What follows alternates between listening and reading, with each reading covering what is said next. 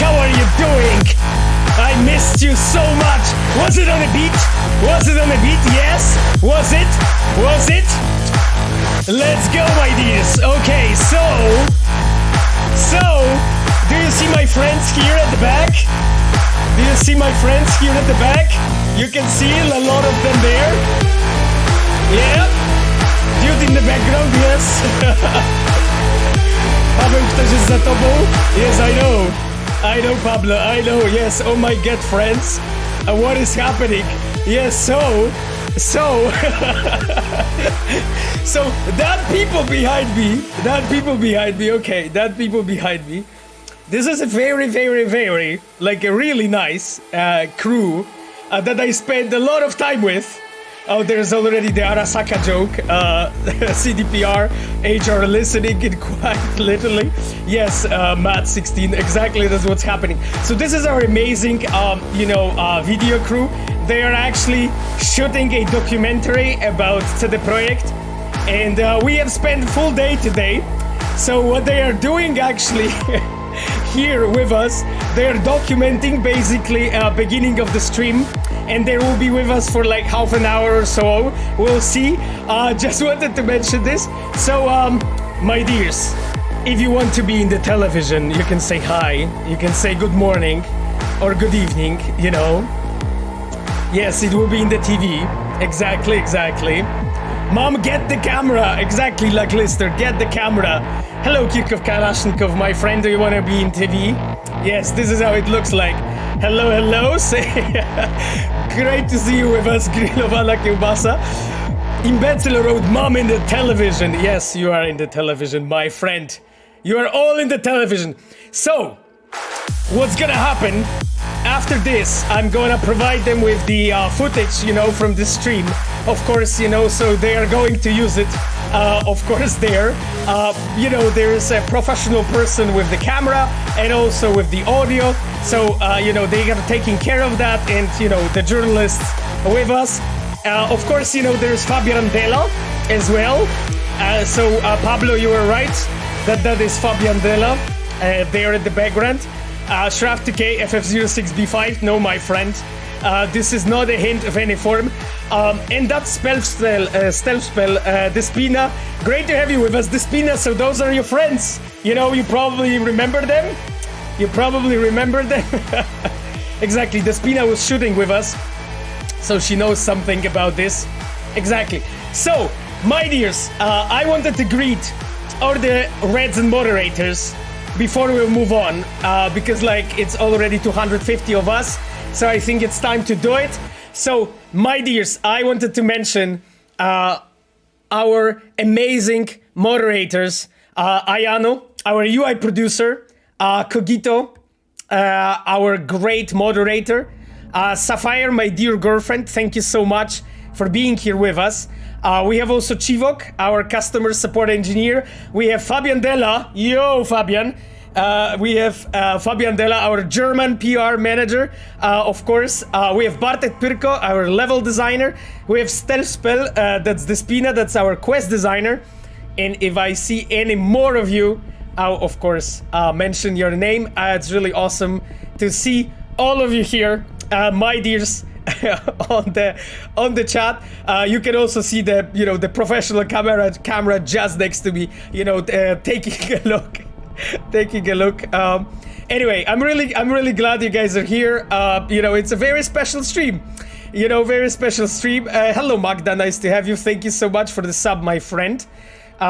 It's a very special stream because we will be talking about GDC and PAX, what we've been doing there. It was actually quite a lot of stuff going on, for that whole week. I was first in San Francisco, and then I traveled together with some of the chums to Boston, where we have spent a lot of time on, talking to journalists, talking to actually candidates for work, for hiring. And then we've been actually checking a lot of the indie games. There was so many of them. So, just lots going on. Pablo said, Paweł, you look nervous. I mean, Pablo, how do you think? I'm slightly more nervous than normally. There's just so many people around me.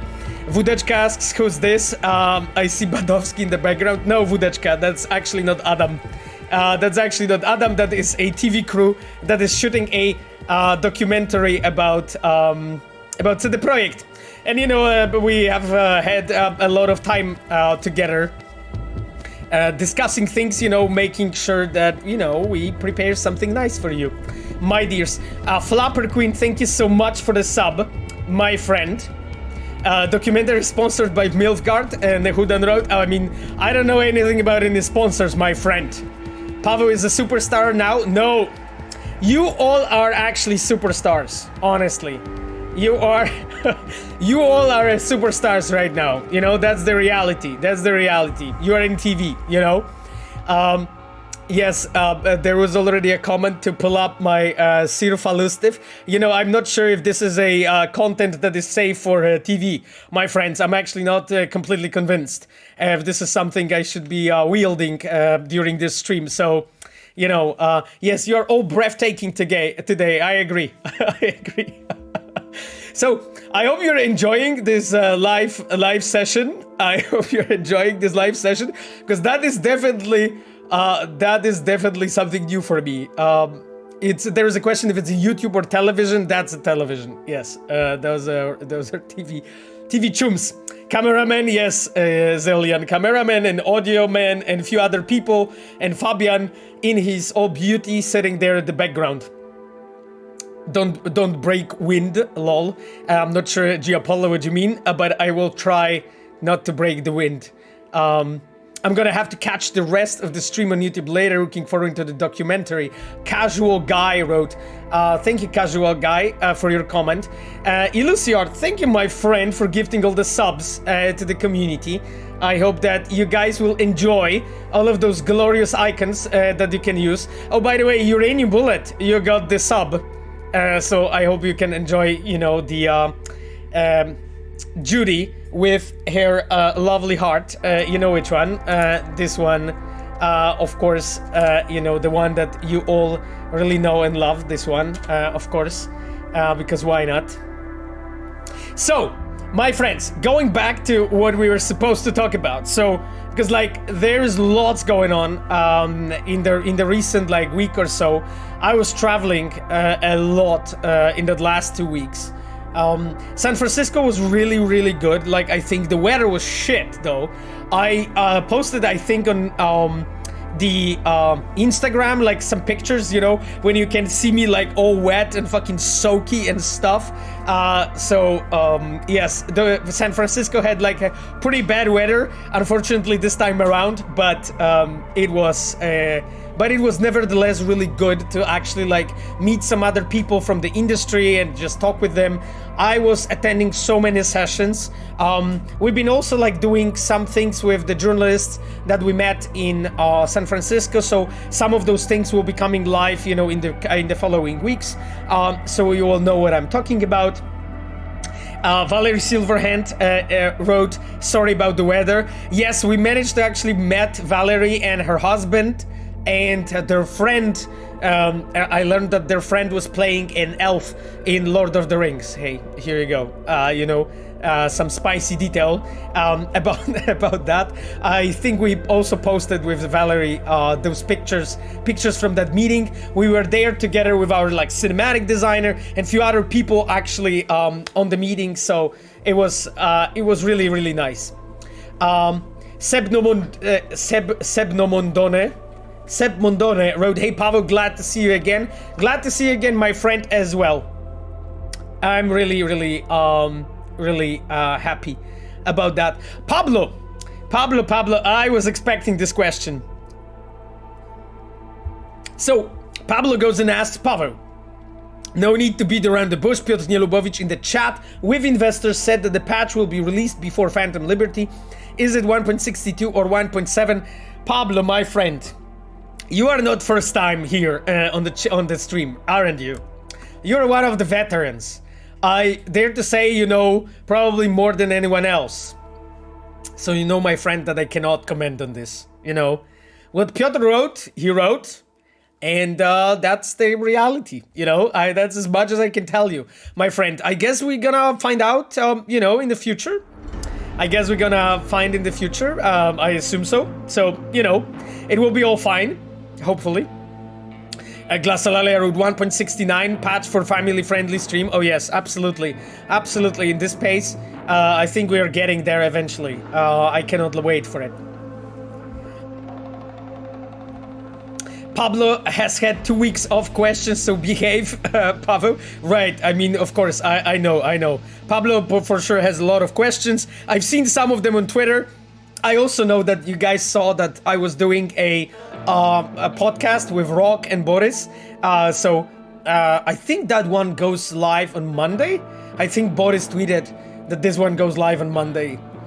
So you'll be able to listen to it. Of course, if you know Polish, because that was a long fucking podcast. Like, we talked for so long. But anyway, I'm not gonna spoil anything, you know, about anything. Tyler, nice to have you with us, my friend. Nice that you decided to visit. Tyler said, some dudes at the back, hi from me. I mean, Tyler, so the dudes at the back, dudes and dudettes at the back, this is the TV crew that is shooting a documentary. And, you know, I will be there just as a cleaning guy, you know, and we had like a talk, you know, about some stuff. I'm hoping that out of everything we shot, like maybe a minute is gonna be used, probably not. So we'll see. You know, it's not gonna be much. I expect, you know, because you know, I'm not really that good in camera, as you guys know. But we will see how it goes. Random dudes with internet connection, but with cameras. Exactly, Luciard. That is a good point. That is a good point, my friend. Yes, and shout out to the legend Cogito for all of the subs. Cogito, thank you so much, my friend, for making that train keep going. You know, you made that train keep going. Really glad for it. Thank you so much, my friend. Yes, exactly, Pablo. Choo. So, the documentary is for the TV. It will be in English, but I think it will have subtitles. At least this is what Fabian wrote. We'll see how it goes, you know. I guess when we'll know from our wonderful crew what's the status, we can always tell you, my dears, because I can see that you're really interested and you're really curious. The Spinner wrote, Pablo is really trying to make the jail stream happen. Yeah, 100%, you know. Pablo is trying to get me to jail, you know, get me fired. It will be the first former Quest director plays Cyberpunk. I think this is exactly what's gonna happen. Fabian wrote, it will be on TV, but also online at some point. So here you go, my dears. Kushix. So Kushik has asked 1.7 when. My friend, finally someone actually saves the day and asks about the patch. God damn it, it took like, what, 13 full minutes before the question about the patch was asked? God damn it. Kushik's so good that you're here, you know, saving everyone on the chat. This is wonderful. Kirkov asks, Pawe, do you know about the adventures of Tyrion Lannister in The Witcher 3? I do know, Kirkov Kalashnikov, I know. That was an Easter egg that was implemented by Philip Weber. Philip was the one that actually had this idea, and he talked to our character art team. They really wanted to pull it off. Philip felt that it's actually really fitting, you know, to the whole, like, you know, to the whole thing. So that's why it's there. Tyler says, look right into the camera and say, Sapphire is my girlfriend and my chums. The chat members in are the Reds. Yes, Tyler, that is kinda accurate what you're saying. So, and I already did that, my friend. So, what else I can say? Revolver Wood, maybe 1.7 are friends we met along the way. Oh yes, absolutely. You know, that will be true no matter of the patch number. That will be true no matter of the patch number, Revolver. So, hey, here you go.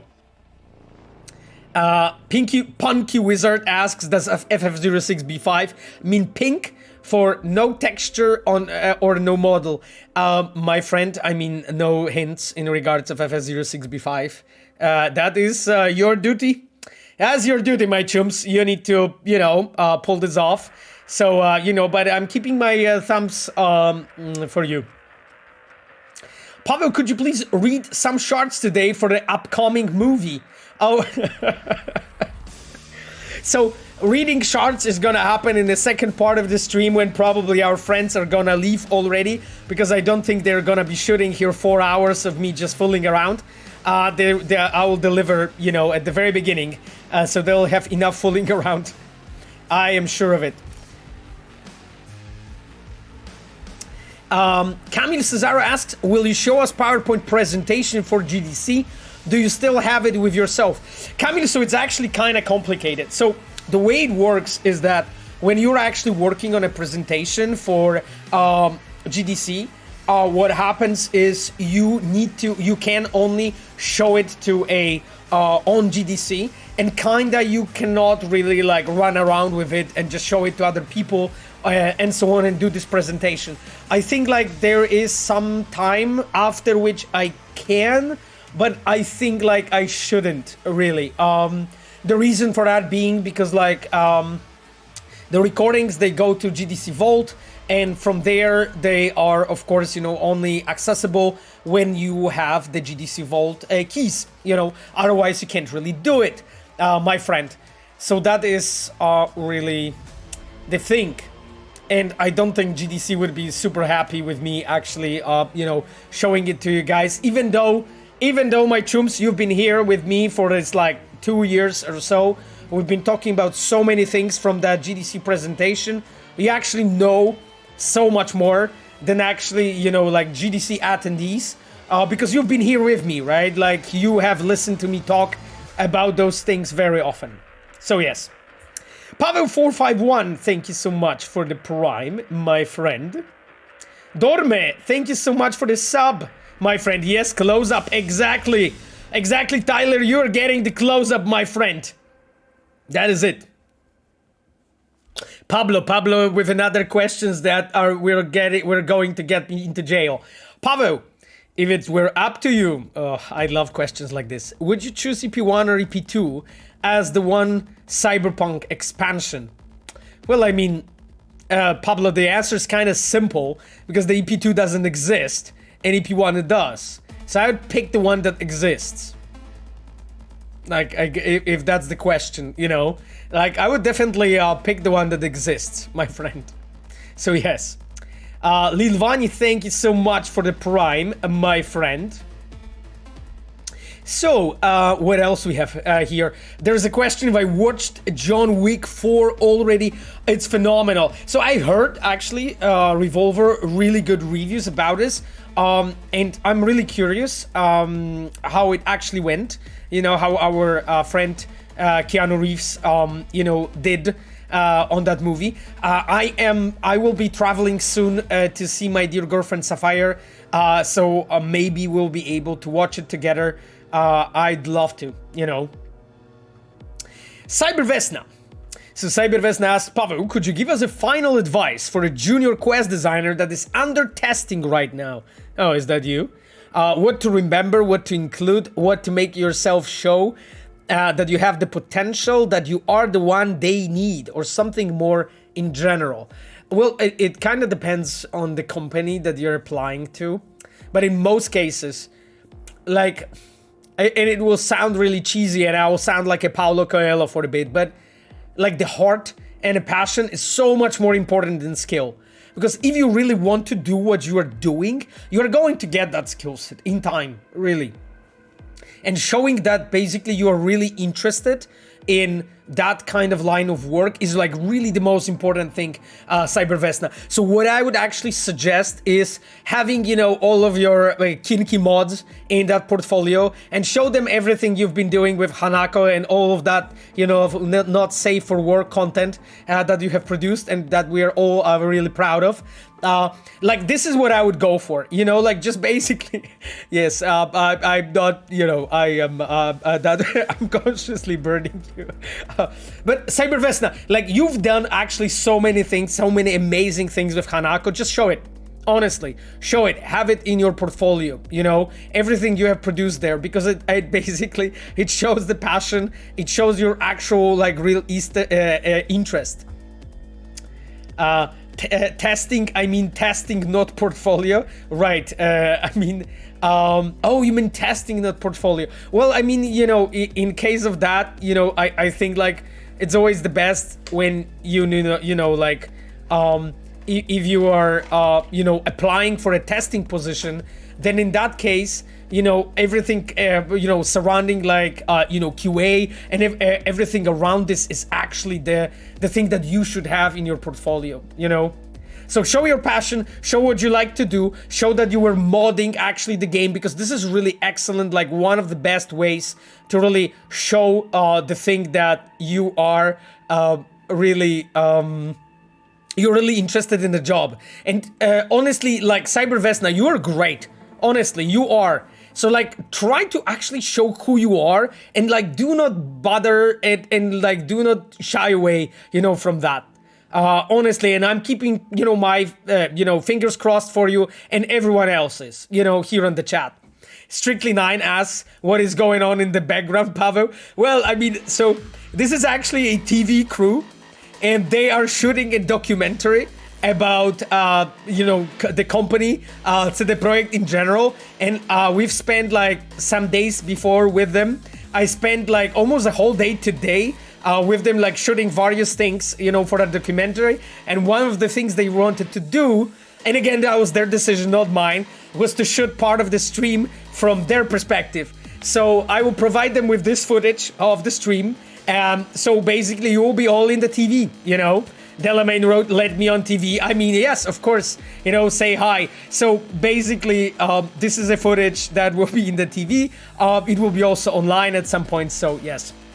That is, hi mom, exactly, Mr. Implicit.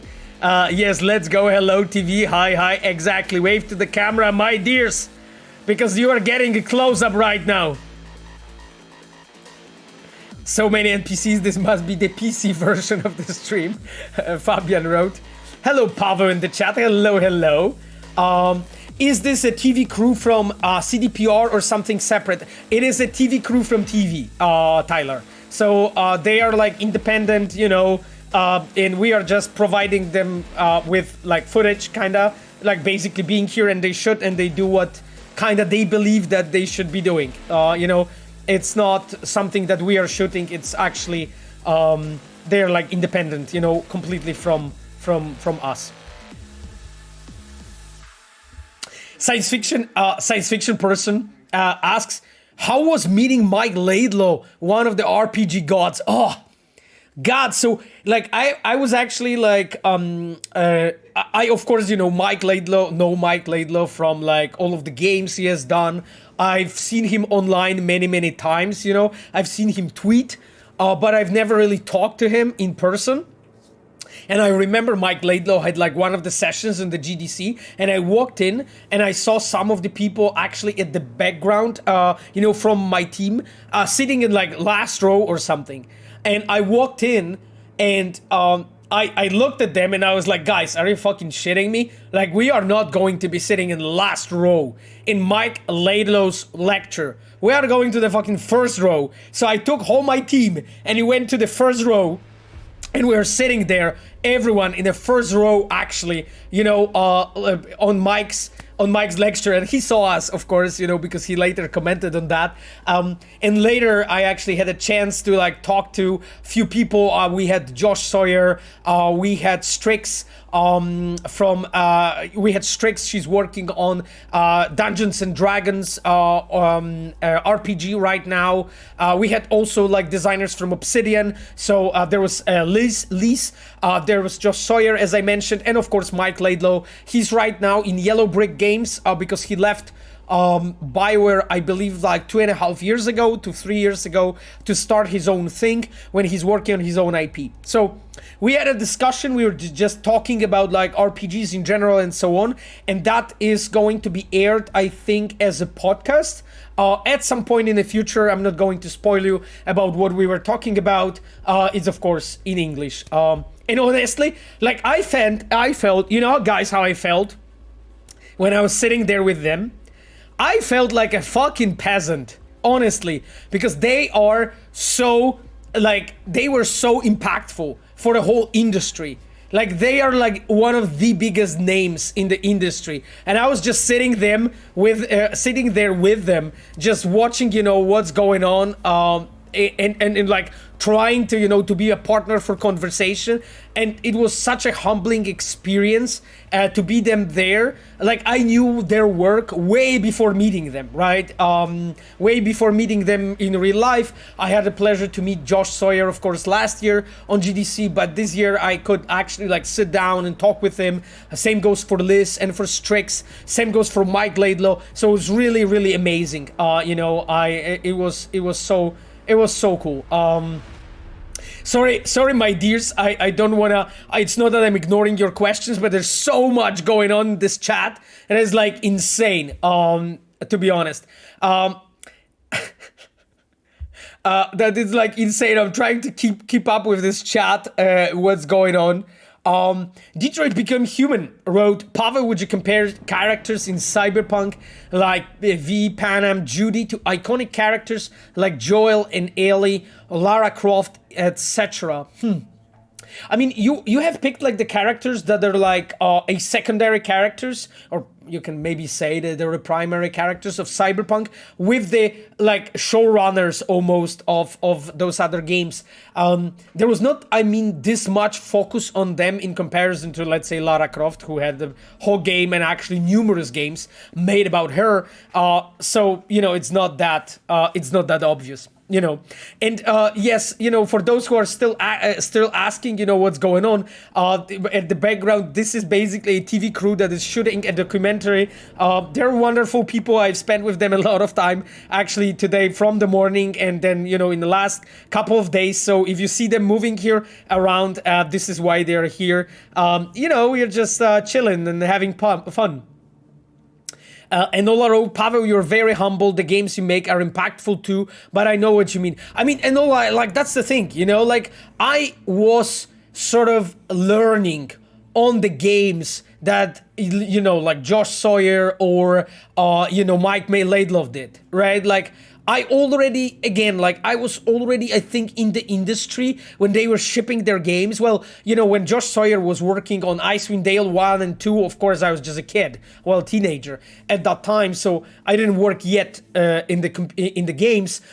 You know, when Mike Laidlaw was working on the Dragon Age, I think I was already in the industry, so, but still, like, they are fucking legends, right?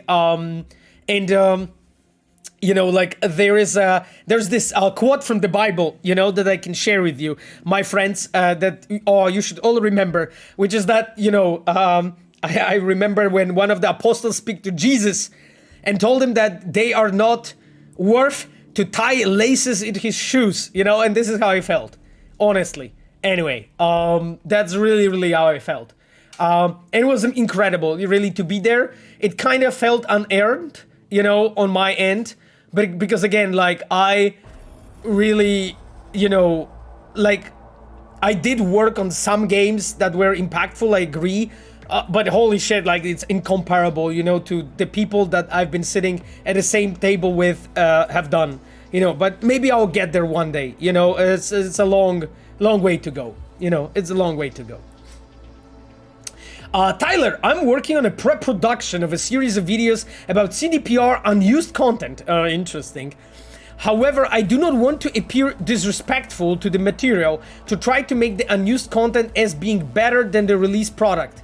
Do you have any advice on how to present this type of information in a respectful way? Well, I mean, Tyler, first of all, like, you are a very intelligent guy, and you are very knowledgeable about, like, game production in general, so I have full trust that you know how to do it, really. Like, I think like one important maybe point I wanted to make here, like whatever unused content there is and you want to make a material about it, always unused content is unused by a reason, you know? And I always like try to explain it to the players, but also to the press that, you know, like when you're actually making a game, your responsibility as a designer is to actually make all of those calls about like what actually gets into your game. You know, that is your responsibility. And when stuff is weak and it's just the quality is not there, and sometimes just you will look at the idea and the potential of the idea is not there. You can see that there's no way you can bring it up to, you know, let's say 9 out of 10 quest, you know, or location or, you know, gameplay feature or anything like this. And it's our responsibility as designers to be able to say, you know, this is not good enough or this is good enough, right? It's our responsibility to do that. And I think it's really important to remember this, that if something is unused, is really unused for a reason, right? We normally want to make our games as rich and as deep as we can for you. Like that's always the driving like force, you know? Nobody is making those, you know, those decisions out of, I don't know, out of some wrong, you know, drive or anything like this. Like we want to provide you with really the best possible game we have on our hands, and that's always the goal. Anyway, Tyler, good luck with your documentary, my friend. I really hope to watch it, and I'm really looking forward to it. Sorry, my friends, I'm coughing a bit. It's not because I'm sick, but it's because my throat is really sore. Because the thing was that I've been talking for the whole week was when I was in GDC and on PAX, and I came back to work and I kept talking even more. And then when we were shooting the documentary, I mostly kept talking, as you can imagine, because it's difficult sort of to do, you know, any documentary about me talking about stuff without emitting any sounds. So my throat is a bit rough. It's always funny, you know, when you actually go to like GDC and like those parties and events, you know, at the evening, and you try to talk to people and you always fucking scream, you know, from your lungs, because there is some, you know, dude with like ADHD like playing some techno, and you're like literally standing next to the speaker and you can't hear shit, you know, from the people that are literally next to you. So you end up like shouting to each other. Everyone is just shouting to each other. Anyway, so you end up with a voice like mine. The Askelat wrote, "Sup, Pawe and the mods." Hello, Askelat. Nice to have you with us, my friend. Holy shit, this chat is so busy today. Thank you so much, Fabian, for actually answering the questions in the chat. My friend, you're the best. You're the best. Fabian is just writing about, like, you know, the documentary that is happening and so on. So, as Fabian wrote, we are not paying for the documentary. This is just an independent crew shooting it for the TV. Stranger asks, Jesus, how many people there are in the apartment? I think outside of me, 5, I think 5 outside of me. So, yes, they're just chilling there, you know, having their own, you know, great time. Pawe, are you testing new content for Cyberpunk that other departments are doing? For example, new arcade games like Quadra Racer. I mean, so Pablo, I have no knowledge about new content. So that's first thing, my friend. That's first thing, my friend. Second thing is, are you asking if I'm testing anything that's coming from other departments? Yes, the answer is yes, always. If it's like, if those are like gameplay features, locations, anything that is actually coming out, this is something that I'm always checking while I'm reviewing the quests, you know, while I'm actually playing with the designers, you know, when we are reviewing it together, discussing it and so on. So that's always good to do. Yes. Okay, my dears, I'm just scrolling through the chat if there's anything important to address. Revolver asks, as CDPR, you want to create mature games for adult players without avoiding difficult topics. That is correct, my friend. I would like to ask, what is your strategy to treat such topics in a really mature way and not like edgy teenagers who are using curse words, nudity, and controversial topics just for trying to be like adults. What to avoid such immaturity, and how to prepare for telling such stories? Well, I mean, great question, Revolver. Like, I think the first thing is what's important is recognizing the distinction between the reality of the screen and reality of the world, of the real world, basically. And you know, like, a lot of creators always speak about the fact that we shouldn't be creating content thinking about the real world, because it's, after all, an entertainment, you know, and afterward it's some other, you know, world that we created. It's not something that was really that is a reflection of reality. But for me, this is not a completely correct approach, you know, Revolver. Like, I think it's incredibly important to actually look back at whatever you've been actually building and whatever you have actually done in a way that it is actually a reality. And really, like, ask yourself, okay, would it in real life actually ever look like this? You know, like, I was watching for like past like months actually bunch of like documentaries about like rapists and murderers and killers of any sort and so on. And you can see that the way they speak and the way they act, this is so different to how actually media depicts it, you know? Like, sometimes when I see like a murderers, you know, in, let's say, some series or movies and so on, it kind of feels like those are cartoons, you know, for adults, you know? Those are just cartoons, you know? Those people like have cartoonish motivations, they speak in a cartoonish way, everything is flattened out and simplified, you know, that is the way it feels. And if you actually really go down to the roots and go down to actually how those things are working and how in reality that looks like, you'll be shocked. You'll be really shocked to how it looks like. Sorry, my dears, for some sounds in the background, if you can actually hear it. Our dear TV crew is slowly packing their stuff and leaving. You know, they had enough of me. You know, and enough of this, enough of the recording of the stream. They probably have seen enough profanity to just decide to leave us. So yes, they are leaving me so quick. Well, I mean, we've spent literally whole day, Camille, together, like literally whole day, my friend. So I don't really think it's so quick, you know, my friend. Hello, QT. Still can't talk about Blue-Eyed One. Date Bayalo asks, I cannot talk about any Blue-Eyed, but I don't know who you're referring by QT. That's definitely not me. I'm just me. How you're doing? And Seville asks, that is such a considered question, my friend. We're doing fine-ish. They're talking about me, Despina wrote. I mean, that is actually probably true. So, Despina, can you talk about the Blue-Eyed? Thank you for answer, Pawe. No worries, Revolver. Actually, I love your questions, my friend, and I really love the fact that you are here with us, you know, pushing actually those discussions to the directions that are actually intriguing, you know, and cool to talk about. I really love when people ask questions that are, you know, just interesting in themselves, you know?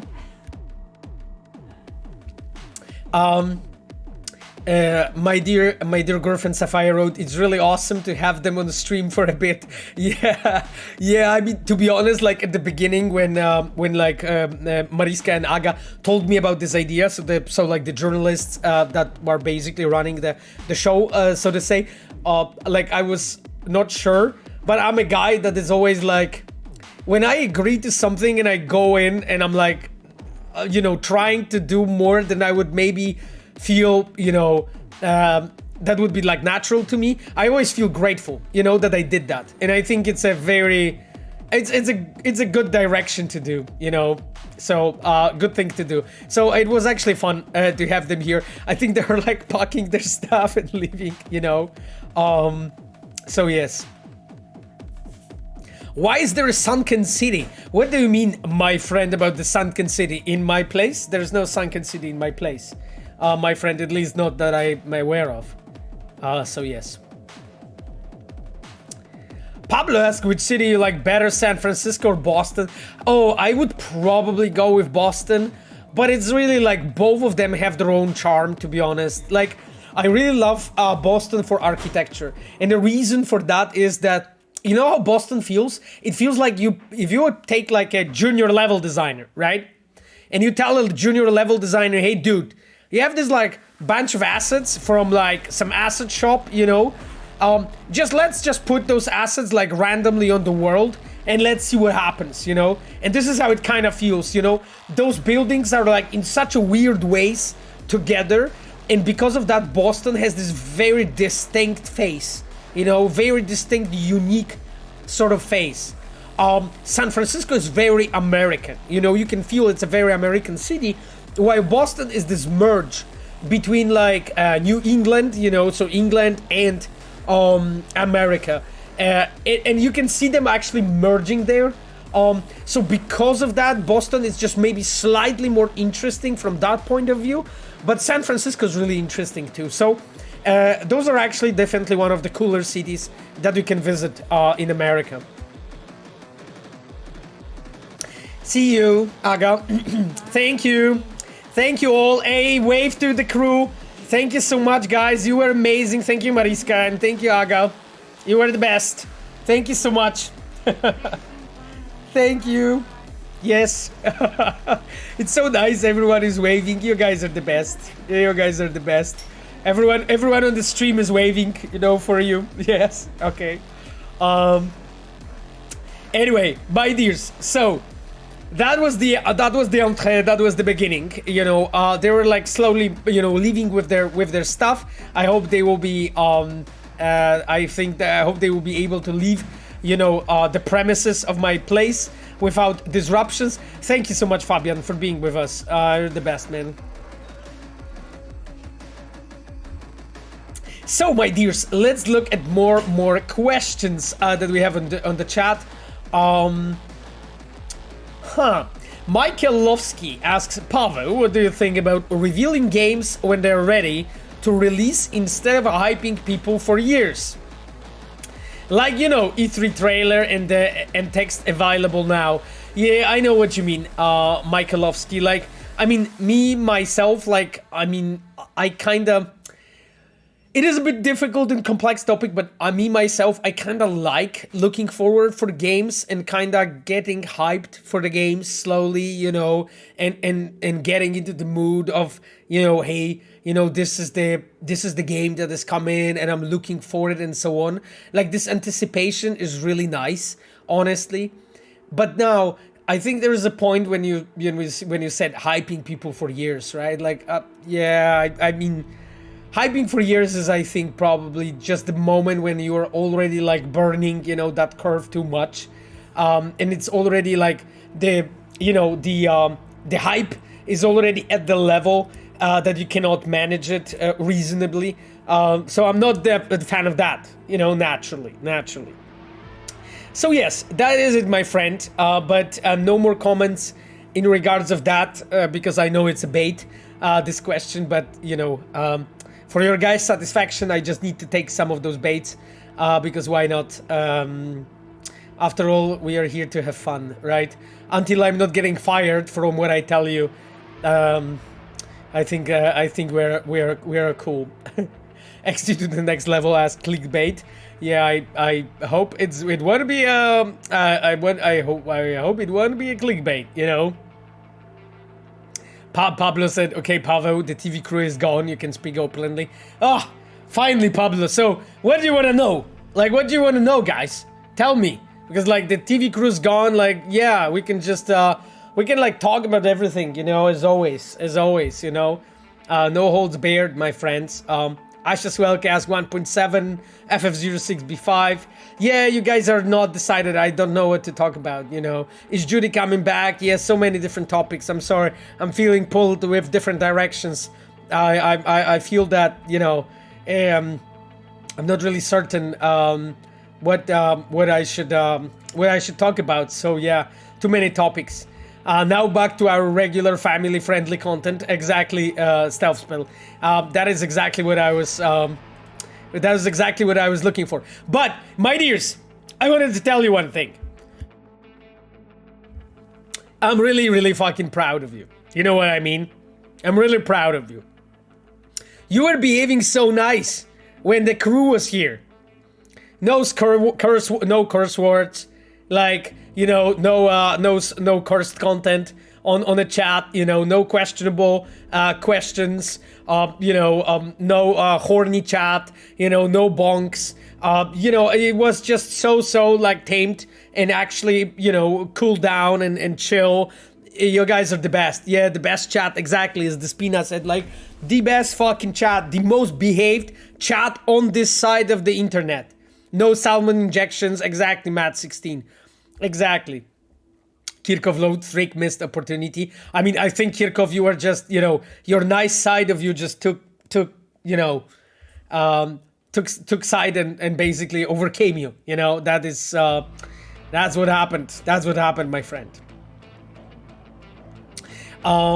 Uranium Bullet asks a challenging question. Woof, I love those. Let's look at it. A challenging question.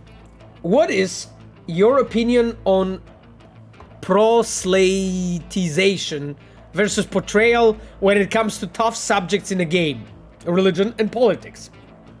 Some people find those subjects in the games to be undesirable or even tiresome. However, as shown in games like Fallout New Vegas, Deus Ex, Bioshock, Metal Gear Solid, they can add a lot of richness and nuance to the story. These games portray ideas and ask questions in a non-preachy manner and let players think for themselves. I mean, Uranium Bullet, it's like, your question kind of contains the answer, because, like, my dears, look at the best games ever shipped. What are the best games ever released for you? The best games. The best games. We are not talking about, Leisure Lara here. I get it that some of you, will like it. I get it, Cyberpunk, okay, Witcher 3. Okay, you guys are way too fucking nice. No, but really, be truthful. Be truthful. Okay, yeah, Red Dead Redemption 2. Okay, Mass Effect, that's cool. WWE, Jesus, okay, I never played that one. Mass Effect Trilogy, yeah, that's a good one. GTA 5, okay. Max Payne, Stanley Parable, yeah, I get you. the Spina Spilling Truth. Stardew Valley, exactly. Solitaire, here we go. FIFA 21, Jesus Christ. Okay, Life is Strange, exact. Okay then, Factorio, Firewatch, okay, yeah. Now, look at those games, actually. Look at those games, how they're constructed, and look at the story themes and story threads. And you will recognize that actually majority of them is political. Majority of them is political. And majority of them is entangled in some very, very clear point of view.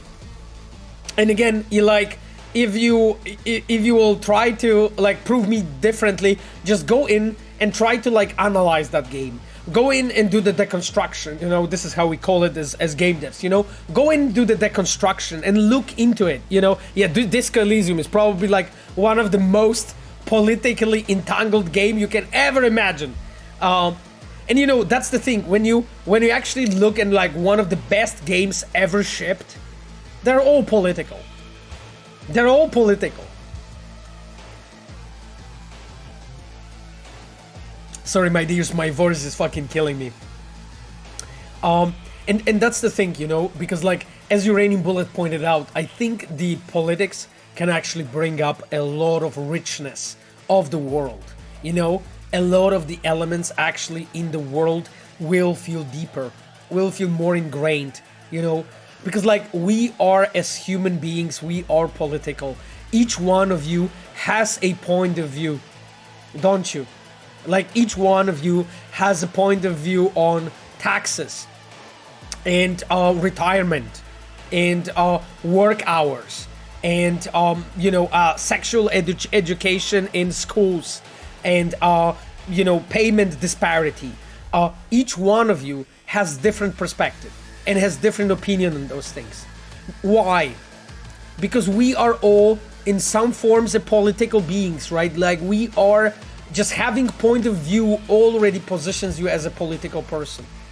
Yeah, I mean, there is a question that, you know, comment Monkey Island has no politics. I mean, I don't remember it well enough to contest that, so I don't know. It's really, really, really difficult it's really, really difficult to look into the game, and when you deconstruct it and you look at how the characters are constructed, how the story threads are, you will see those political views of the team, of the people that actually made that games very clearly, you know.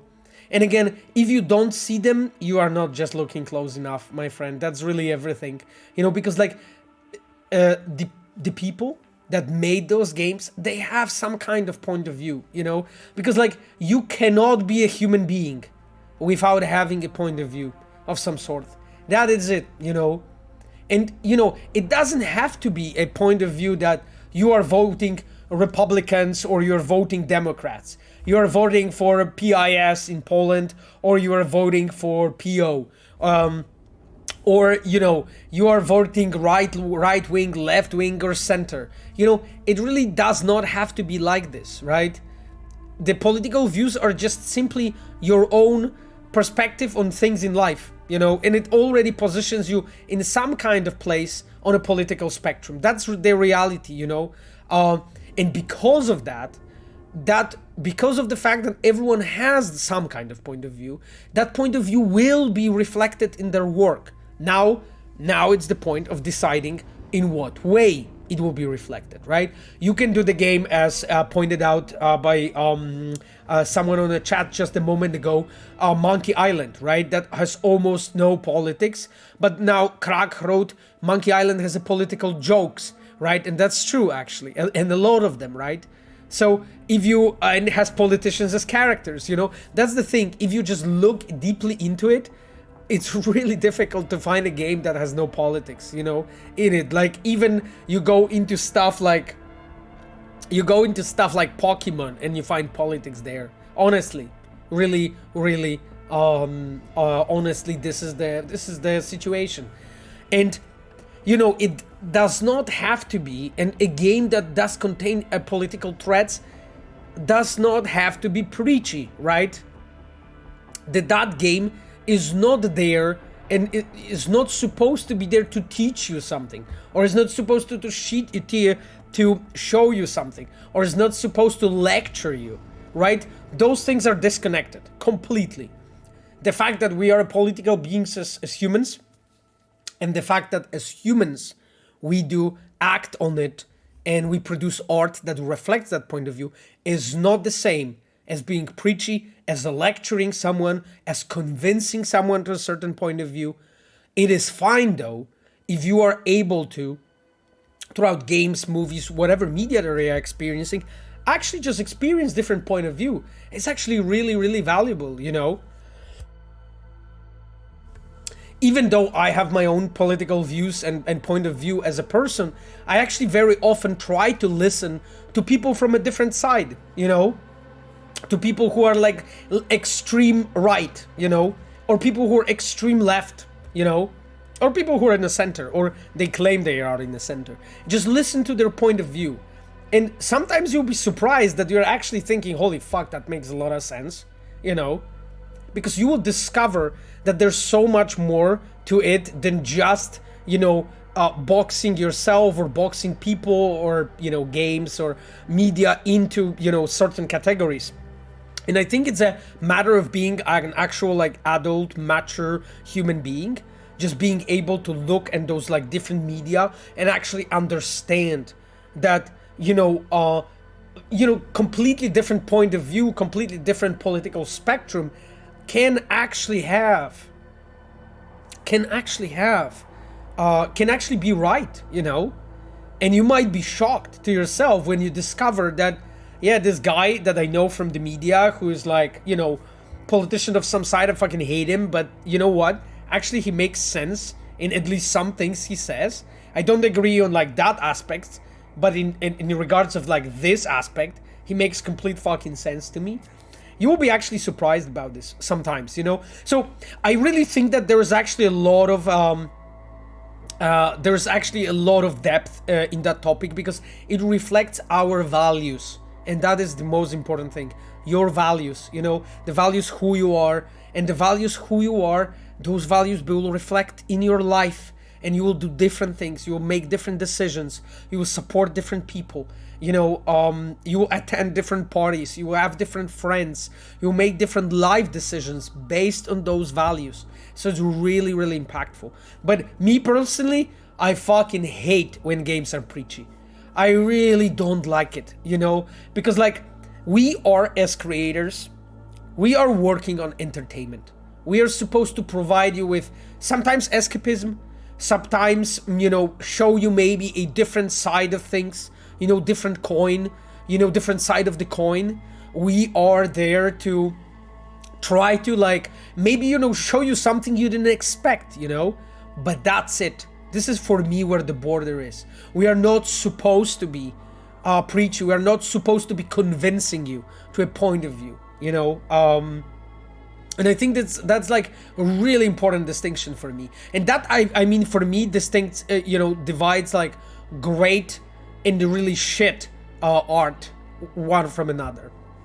Gnomic, hello, my friend. Great to have you with us.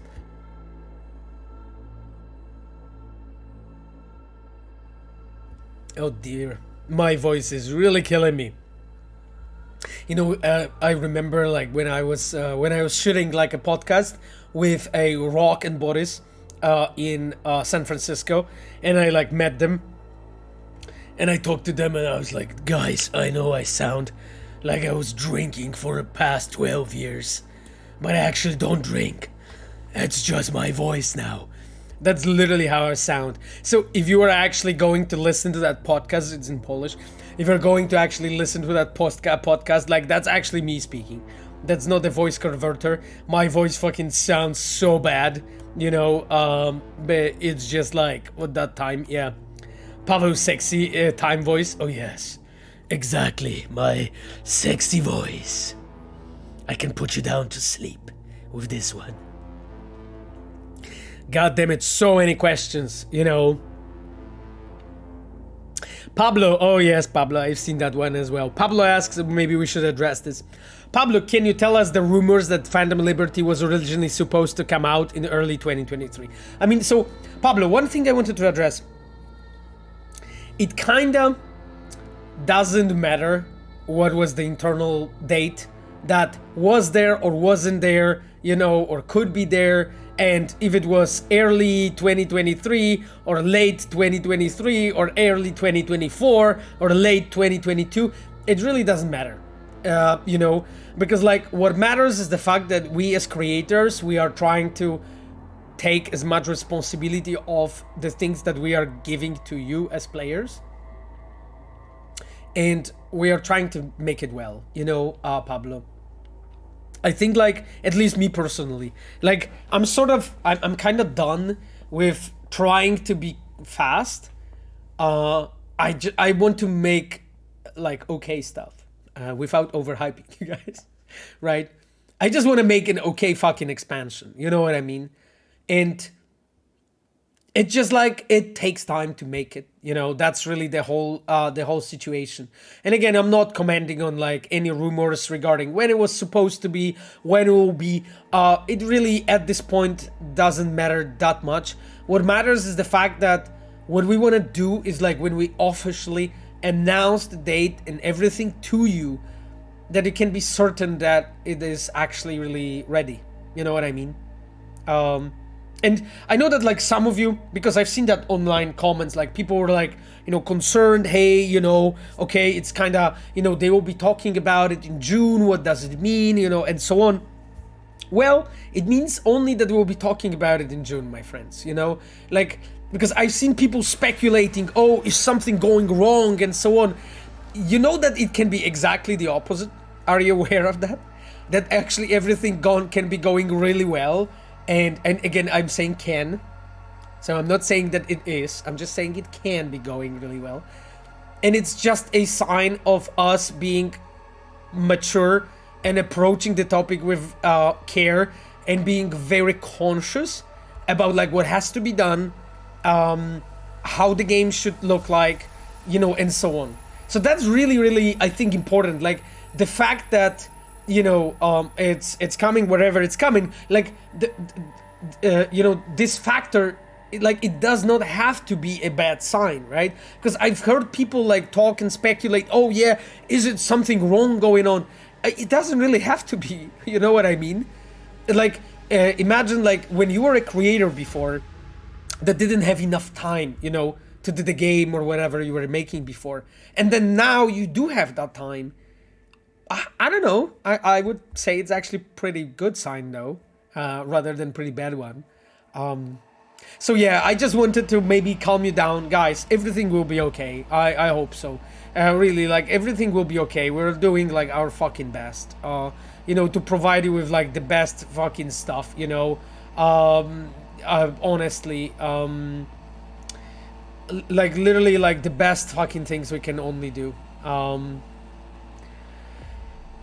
And you know, like, I would say the future will show, you know, if it was worth it, you know, if it was really, if it was a good decision, you know. I really want to, I was telling you guys, you know, about this in the past. I really, really, really want to make you guys proud, you know, because you can be the people that will be like, ha, I was there on the stream with Sasko, asking him questions, poking him all that fucking time, and believing that this piece of shit can deliver something, you know, with the team, and they can actually do something good, and you know, he actually and they actually did, you know. I can be there and I can make you proud, and you can be like, holy fuck, you know, I was a fan of this game, of this company, of these people, and it actually did happen, you know what I mean? I want you to feel like this and be smug, you know what I mean? And so that you can be fucking smug about it. And it can be like, I told you motherfuckers that they are going to do it, you know? I want to give you like fucking ammunition so that you can go in, you know, wherever online, to Facebook and other places, you know, Reddit, and just tell them, I told you so, you know? I want you to be able to go in and fucking do it, you know? That's just my point of view. Yeah, Sapphire Road, you can tell that you care. Yeah, I mean, I do care, of course. You know, what's a Facebook? Asha wrote, it's this like kind of old-fashioned dating site. You know, I mean, I think, Asha, maybe you could try it. You know, I don't know, of course, your matrimonial situation, but you know, Facebook, cool place to you know, get to meet some boomers. So who knows? So I'm not saying you're a boomer, but maybe you are. I mean, who knows? Who knows? Okay, I'm not burning Asha anymore. I'm not burning Asha anymore. On this chat. Jesus Christ, guys, there's so many questions. I'm sorry.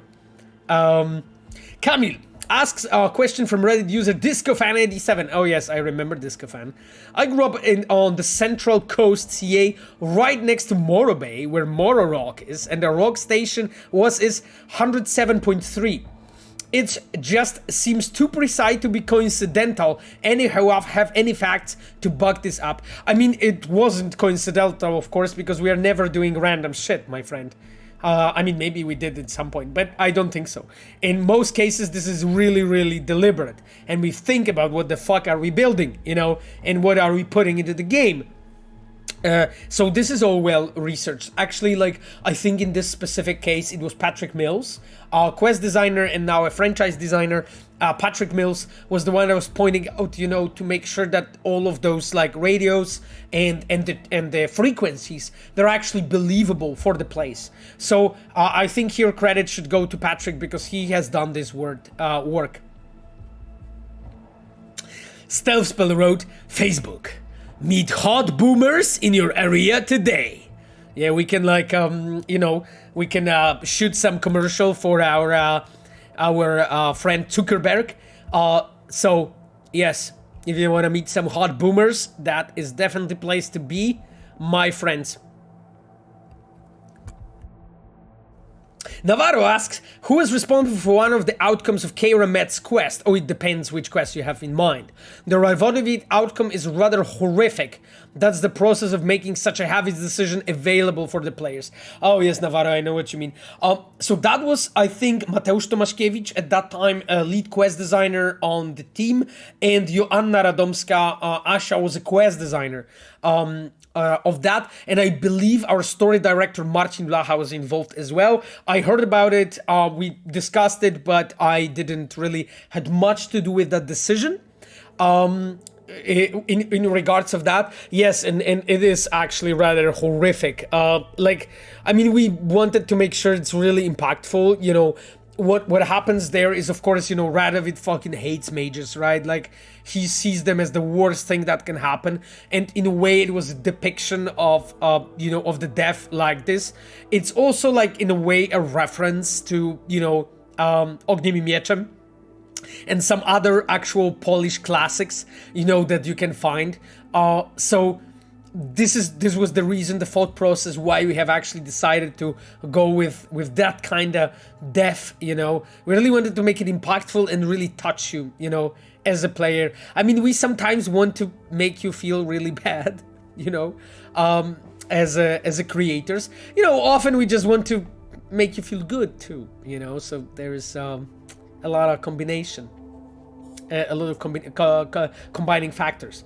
Asha wrote, this is what I tell my mother. Mom, I have to watch Pawe's stream as opposed to do the laundry. There's a precious life advice over there. Asha, thank you so much. I appreciate you being here with us. I'm willing to share so much of this life wisdom as much as I have, you know.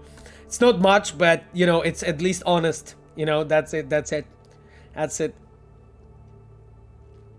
Pawe words sayings would have been put on t-shirts or motivational posters.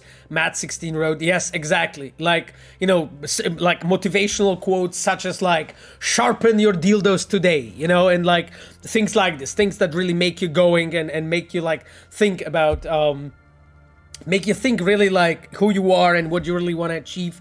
And just things that are like actually really meaningful, you know, like defining. Yes, Matt, 16. I think everyone gets so like alive. That escalated quickly. I mean, you know, I mean, we are talking about motivational quotes, don't we? So I just want to make sure that, you know, I give you something that really stays with a person, really like, really sticks, you know, something that really sticks and really stays there. So I think that's an excellent angle. Okay then, let's go. Double Geopardy wrote, do you think due to networking and investment that much of AAA gaming will remain concentrated in the US West Coast, or could there be potentially more industry decentralization in the future? Well, I mean, you know, some sheer fact that we are opening the studio in Boston is a sign of the decentralization in a way, because there's more bigger studios opening in different places. You know, it's not all focused in all of those main areas anymore. So it's just also like easier to hire, easier to find job and so on, easier to be hired, you know. So I think this is really valuable and important, you know, to remember. So yes, this is how I look at it, you know, Double Geopardy. And yeah, I think like the networking actually, you know, during the GDC and also PAX will pay off big time, my friend.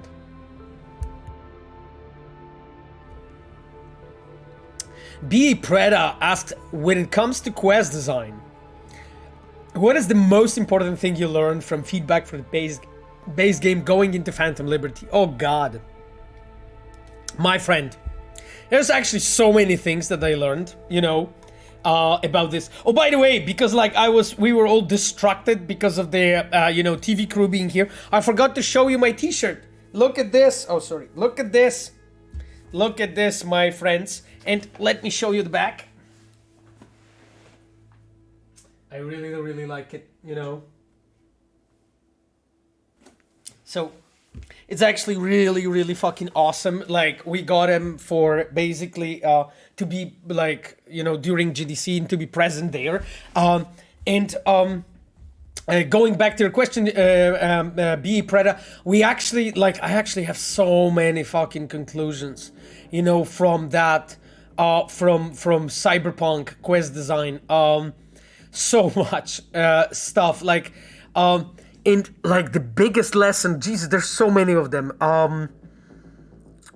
Like, I honestly, personally, really loved the way.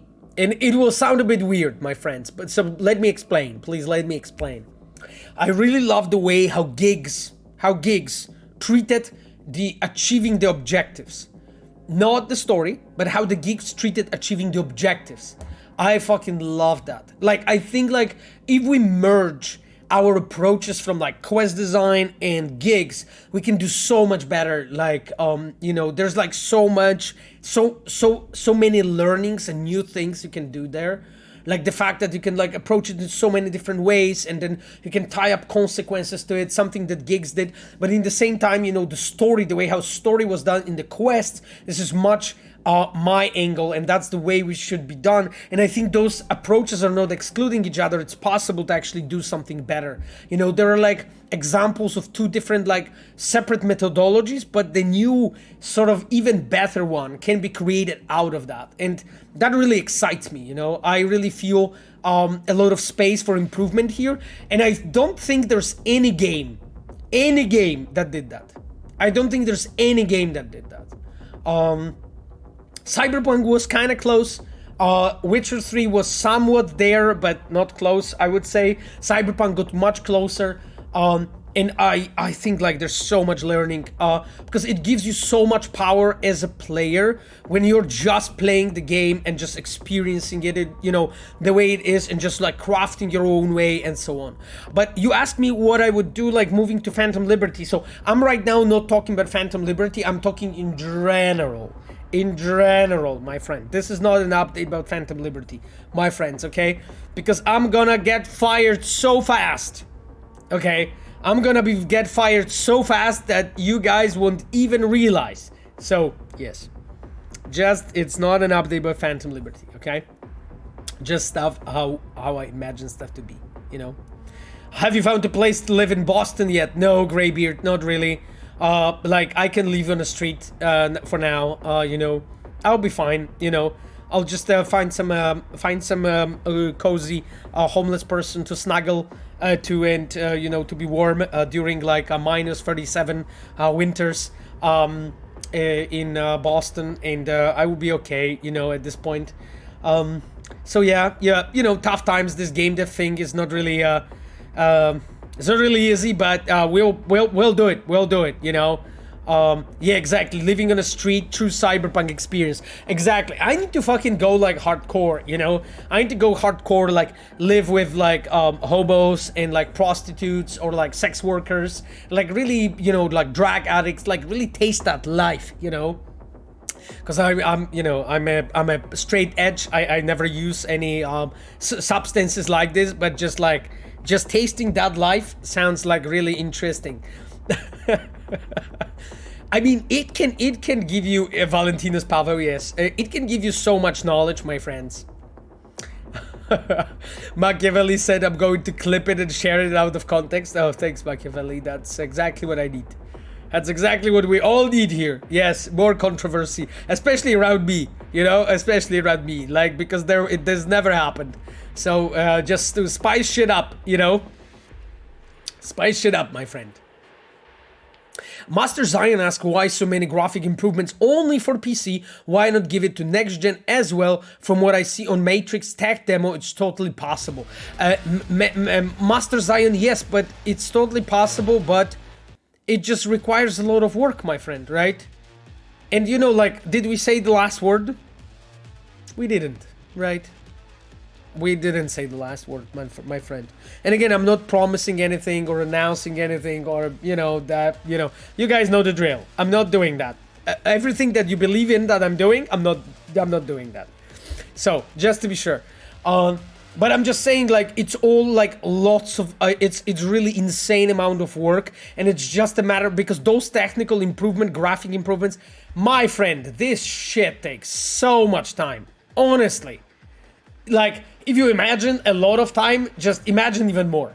Okay, this is how much it takes, and it's really, really, really, really difficult to do. And again, like, if you look at Cyberpunk supports so many different things already, right? Like, we were one of the first games ever that did the FSR 2.1, that did the DLSS 3. Like, we were one of the first games that came out with that, right? Like, you guys saw the news about path tracing, right? Literally, like, I don't think there's any other game in the world that does it. I don't think so. I've never heard of any. Actually. But maybe, you know, there's work done somewhere, you know, and I don't know about it and so on. But again, it's like Cyberpunk is one of the very, very few games that support this many different, like, rendering modes, let's call it, for simplification. So it's so much, you know, Cyberpunk actually properly uses CPU, GPU, multi-threading. Exactly, like, there's so many games and engines that don't even use multi-threading, you know? And Red Engine 4 was written with the multi-threading in mind, you know, Yogoat. So that's the thing. It's just, but you know, like, pushing those boundaries, and again, I get it. Like, I get it, like, that you guys would want more. I understand it, you know? I also always want more, you know? I always want more, and I understand you want more. And, I mean, you know, I can frankly tell you that everything we're doing is to fucking give you more, you know? No one else is actually working to give you less, you know? That's not the case, right? That you, like, get a patch and there's suddenly less stuff than there used to be. Everyone is working out to just give you more stuff, right? More different things. But it takes time, right? It takes really time to do it properly, right? Like, there is a reason why all of other games don't fucking do it, right? I think there's only one game that supports FSR 2.1, and I think one game that does the DLSS 3, and that's it. And I think they were after us anyway. There's no game that does the path tracing the way we did it. And you will see what I mean. And it's just like, you know, that's the thing. This technology is taking so much time to make it for you. But fucking nobody is like, we want to do it, right? But it just takes time, right? We just need time to do it properly, right? You guys don't want to have a bad experience with our game, right? And I don't want you to have a bad experience with our game. So really, like, I really want you to know this, you know. Scorpion said that Scorn is the only other game that uses FSR 2. Yes, exactly, Scorpion, and I don't even think it's 2.1, right? Because, like, we have implemented the at that time when we were shipping the patch, it was in 1.61, I believe, right? In 1.61 when we were shipping it, like, we used the latest version of FSR available, which was like 2.1 something, that addresses, like, the ghosting the best possible, and has the least amount of like issues and graphical artifacts, you know, there. So yes. Oh, Machiavelli says Uncharted 4 and Last of Us Part 1 uses too. Well, I mean, I mean, we all saw how The Last of Us Part 1 looks like, right, on PC. So I'm not gonna comment on that, Machiavelli. I guess this is what you're referring to, I assume, my friend. Science fiction person asks, can you share the behind-the-scenes info about Balls of Granite quest in Blood and Wine? I mean, Balls of Granite. Oh, that was the quest. I think it was MQ 3007. So that was the code name.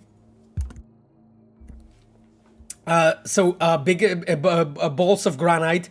And that was the quest that was designed and implemented by Maciej Duda. Maciej was a quest designer, then he was an open world designer in our studio, then he left briefly for Techland, and he's back to the project since a month actually. I'm really grateful that Maciej is back because like I know him since Two Worlds 2 actually. I know Maciej since 15 years now, over 15 years. He's a very, very clever, very skilled quest designer. He's actually really funny.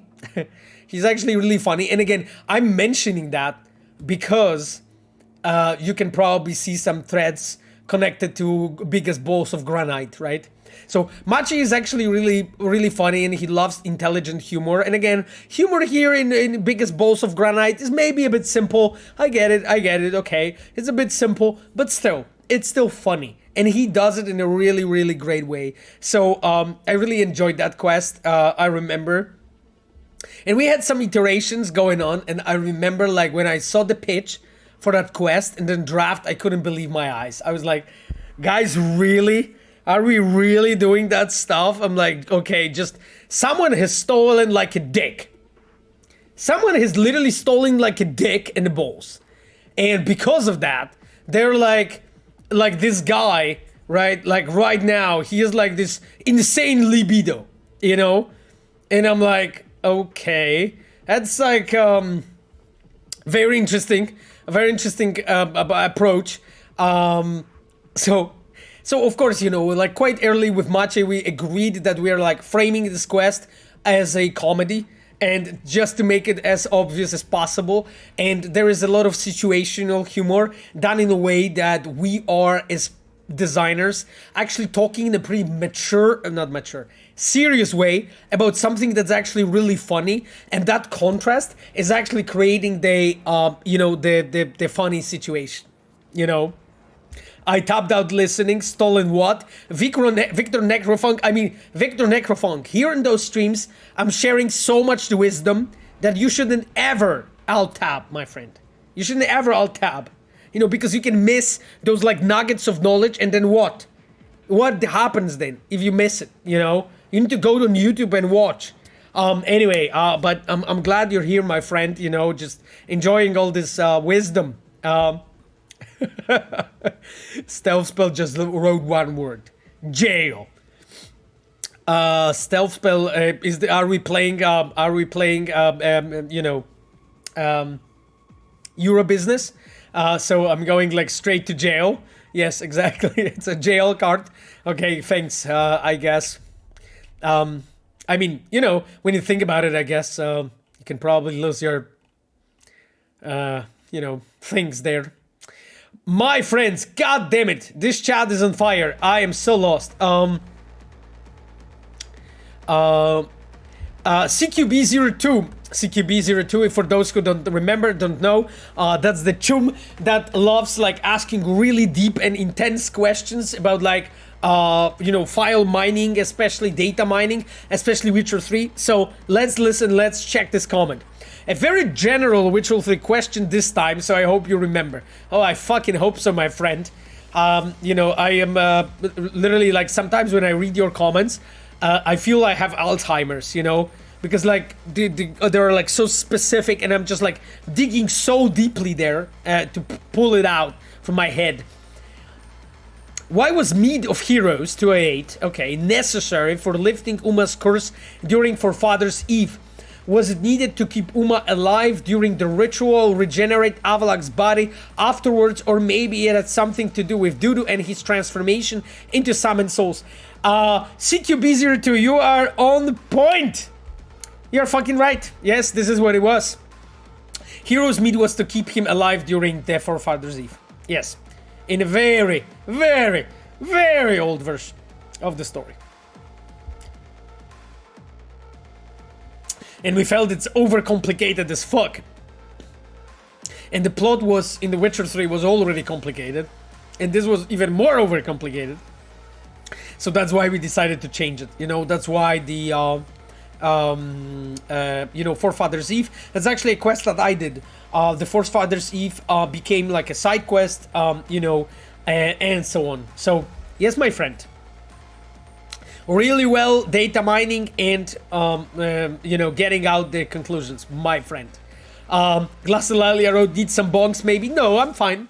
I'm fine, Glacialia, but ask in the chat, maybe anyone in the chat wants some bonks, you know? So, yes. Maybe someone is just interested in some free bonk here and there. Science fiction person asks, is Machi Duda working Polaris or Phantom Liberty? Machi is working on Polaris. So Machi is together with Despina, who's I think on the chat because she wanted to put me in jail. Machi is working with Despina on Polaris. Yes, as a senior quest designer. I'm actually really glad that more and more chums are coming back to to the motherland, to fatherland. You know, that is what I like. Polaris team is strong. Oh, my friend, Polaris team is awesome. And on top of that, imagine what happens when we ship Phantom Liberty, right? We ship Phantom Liberty, and then, the Polaris team gets even stronger, right? Because they get all of those fucking, veterans from Witcher and from Cyberpunk when they join. Oof, it's gonna be smoking hot team. I tell you that, Yes, this is Bells of Laguna, Ben Kazuliski. Yes, Judy. Exactly like this. Judy's team, yes, it is. It is, my dears. Camille Cesaro said, I just saw the title of your stream and your guests did not talk much about Cyberpunk. Will they come back later when you start playing? No, my dear guests actually left. Let me update the title.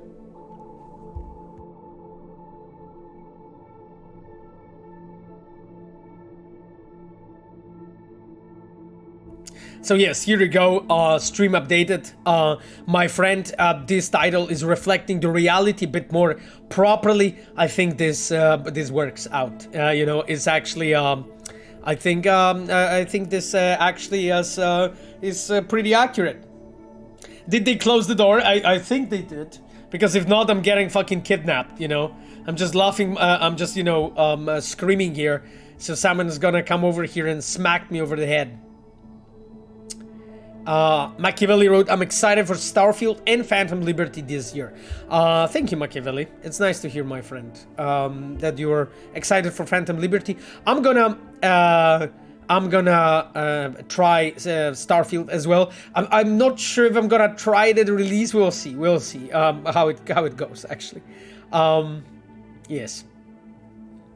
Michaelovsky said, Jesus, I want that t-shirt. Get one for me, EUL size. Michaelovsky, I mean, that t-shirt is nice. I agree, my friend, but it says team.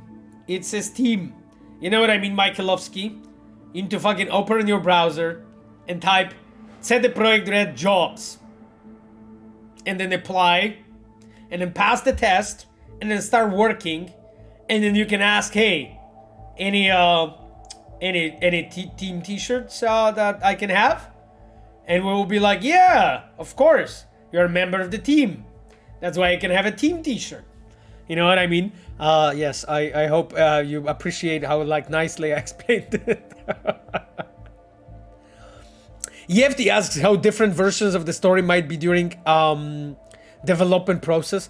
Oh, Yefti TL, I mean, sometimes the development versions of the story are super different.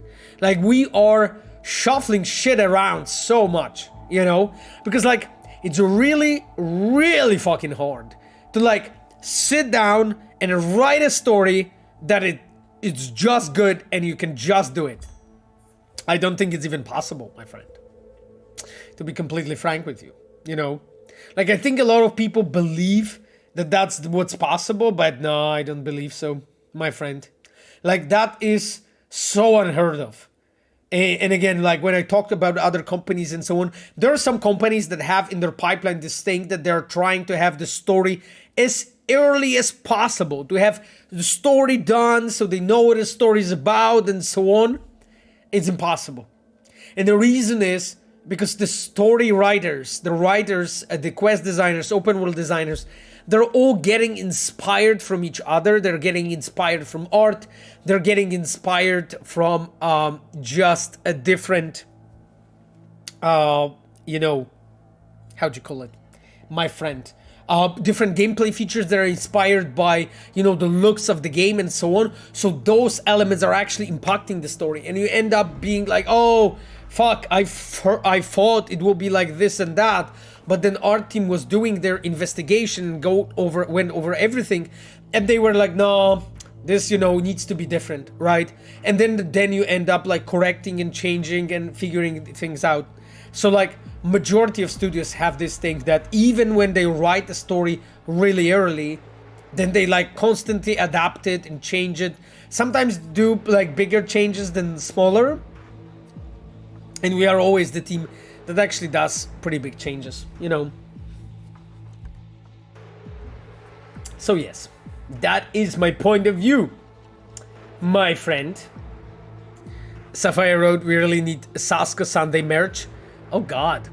What would be like the Saska Sunday merch you guys would like? Like I have an idea. So imagine like double-sided dildo with family-friendly stream on it. What do you guys think? Would you go for it? Like, is there space for some exploration here that I could do? Like something really, it's an awful idea, Camille wrote. God damn it. God damn it. I thought for a moment that I got it and you guys don't like it. We would totally buy that. Oasis wrote. Where can I buy this? Spell wrote. God damn it. What's with you and dildos, Pawe? I mean, I don't know. We have a good relationship, Krushwitz. Basha, it's just we are pals. Pre-order when? Oh god. I mean, when it's ready. You know, Luciar. When it's ready. I'm just honing out the ideas right now. Just thinking about this. Because, like, what else I could actually do? You know? What other merch I could actually do? Like pants, maybe? Would you guys buy pants? Family-friendly stream pants? Pants could be decent, you know? Make it glow and it's a deal. Okay. Cool, I guess, you know. Club Atlas, whatever that means. Machiavelli. Oh, you mean the music? Oh, Atlantis, yes. Atlantis, of course, you know. Anyway, my dears, double-sided dildo sponsored by Milfgard is family-friendly drip drip. Oh, Nehudan, thank you, my friend. Machiavelli. I know you can tell nothing about it. Machiavelli said, why are you asking? But isn't it better if CDPR releases New Game Plus before the expansion so we can finish the main game before the expansion? Machiavelli, so no comment about like what we are releasing when and so on. So I can't talk about this. But we are definitely discussing the sort of, how do you call it, subsequent patches and so on. How it actually should be so that it's like the best for you as players, you know? So we are paying attention to similar topics. I'm not talking about New Game Plus or anything of that sort and not confirming anything.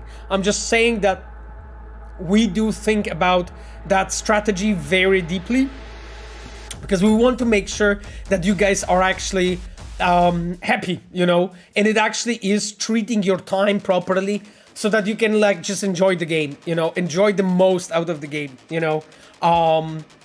So yes. What you were eating while you've been in San Francisco, Camille asked. Mostly salads, Camille. Actually, mostly salads, you know. I actually lost weight when I was in the US because I had so much movement and just salads, so yes, that's why I made this picture for Twitter, you know, with three chins, you know. Yes, to show you basically how much weight I lost. Yeah, salads in USA, yeah, that was it. Yeah, I think I ate salads every single time. I think so. Yeah, I think so, actually. Oh yes, we were this one evening, you are right, Viewer-Dine. We were like this one evening in this like great pizza place with Valerie Silverhand, her husband, and her friend, and that was like a pizza place. So we had like I had like a tiny pizza. So yes, that was also the case. Yes, so that was not pizza, that was pinza, my friends. Sasko Skinny Queen. I mean, yeah, I need to lose some weight, my friends. I need to lose some weight, but I already lost a lot, so I'm really happy about this. You could go for pierogi. Yeah, I know that Radek Grabowski actually went for pierogi when he was in Boston, actually. So pierogi, I'm decent. Machiavelli wrote, wait, I wanna, chat is scrolling. I wanna start another playthrough before the expansion, but I really need a solid reason for it. I have already finished like 6 times. Ooh, Machiavelli, that's cool. I'm glad, my friend, you have finished this many times. I understand what you're saying. I understand. Revolver. What do you think about the symmetrical approach to conflicts in art? I mean, for example, situations where in book, film, or game, there's a villain or poorly functioning system against which the revolutionaries stand, and these revolutionaries are sometimes presented as equally bad as the people or systems they are fighting against. Many people think that this is how, for example, the conflict between Daisy Fitzroy and Comstock in Bioshock Infinite was presented. Yeah, I mean, so like, Revolver, this is actually really, this is a pretty complicated topic, because the thing is, like, symmetrical approach and design like that and situations like that, they kinda do not happen in real life, right? They really do not happen in reality. So there's actually a lot of work that you need to put as a dev to make like some situation feel that they are actually symmetrical, but they are actually not. And when you're looking at the game, you feel that it's still reasonable and realistic, you know? And I think it's a pretty simple trap that you can fall into, because like that was exactly the case of Bioshock Infinite, you know? When you're playing the game, yeah, you can clearly see, really clearly see what a game is doing. The game was very, very transparent about like doing those things, you know? And it gets to the point of being really like not realistic and kind of feeling fake, you know? So I think it's important to have that in mind when building some kind of conflict like this. So I think like it should feel symmetrical, but in perception, not really reality, you know? And what do you mean by perception? By perception, I mean that you can do certain things, those like certain sides. Let's say you have those 2 different sides. Each one of them can do different things in a different way, but in general, as an overall feeling, it may feel equal. It may feel balanced. But it shouldn't really feel that it's like completely symmetrical and so on, and you really can do like all of those things, because those situations mostly do not happen in reality, you know? That's why like when you have choices, let's say in All Foods in the pickup quest, when you have choices there, you can actually really clearly see that as a designer, I went for some kind of symmetry, but it's more symmetry of the feeling rather than on symmetry of actions, you know? Because what you do is actually completely different. Some paths are much shorter than other, and so on. So I hope that that answers your question, hopefully well enough. The 2147 Cybervesna Road, yes. Actually, I think that we should start slowly playing the game. What do you think, my dears?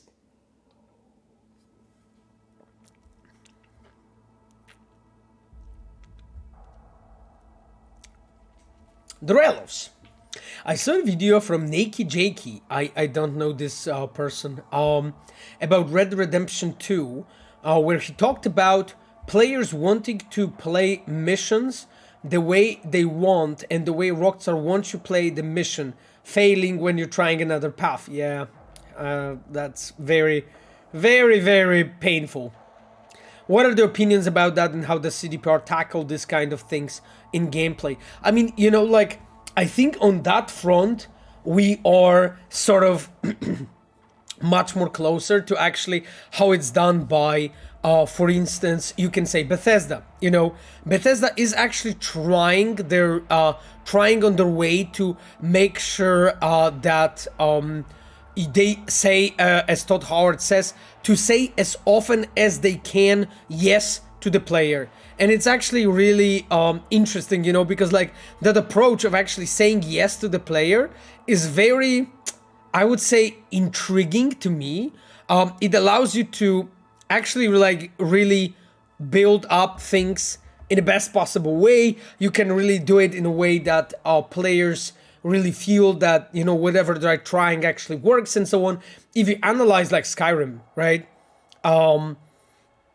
You can see that this is exactly what they did. Like, they have decided to say yes to the player as often as possible, you know, my friends. And that is basically what it was. And I think like our approach is much closer to Bethesda than of course, you know, Red Dead Redemption 2. Like, I have to frankly tell you, my friend, that I didn't have a great time with Red Dead Redemption 2. I ended up not finishing the game because it was just too much for me.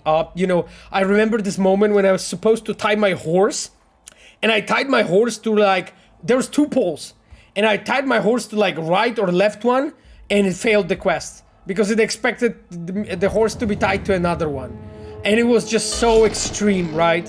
I remember when I was like driving my cart, and like one of the wheels was outside of the sort of a street for a bit, and then it failed my quest. And I was like, oh, Jesus Christ, you know? And then it goes back to like some autosave that is like who knows how long before.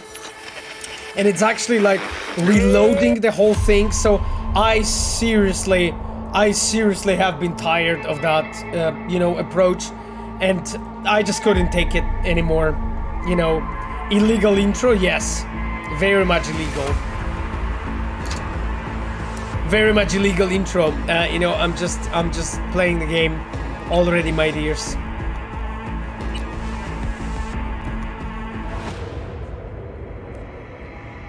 Hello. I'm Arif Iqbal, and you're watching. Yes, that's not staying like that, Arif Iqbal. Oh, let's see your illegal stuff. I hope I don't have illegal stuff. Let me actually check really quickly, my dears. Yeah, okay. Disable the gigantic penises. Disable the schlongs of Cyberpunk. High-res nudity. Yeah, okay. Seduce everyone. Disable that one too. Yeah, okay. Hyper-realistic sex scenes. This one I turn off as well. What else I have here? Oh yeah, actually, yeah, the enhanced ramble, yeah, like all kinds of things. Okay, yeah, I need to change this. I need to change this. Sorry guys, like we're not gonna be playing with this. Yeah.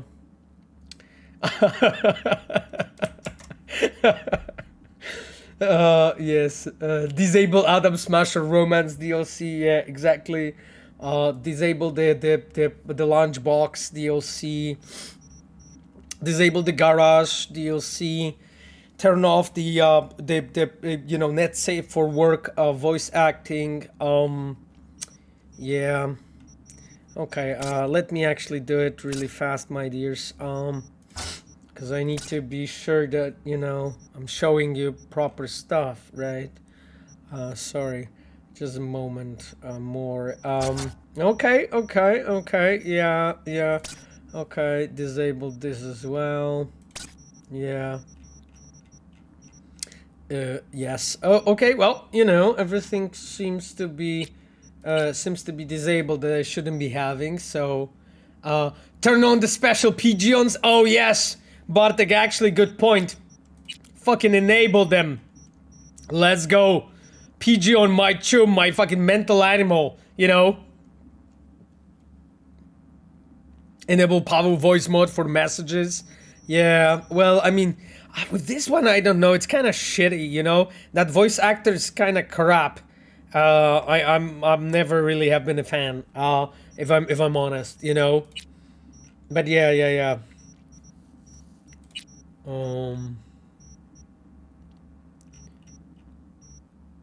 Yeah, hyper-realistic, like genitals physics. I also disabled that. Well, you know, my dears, I actually think we are good.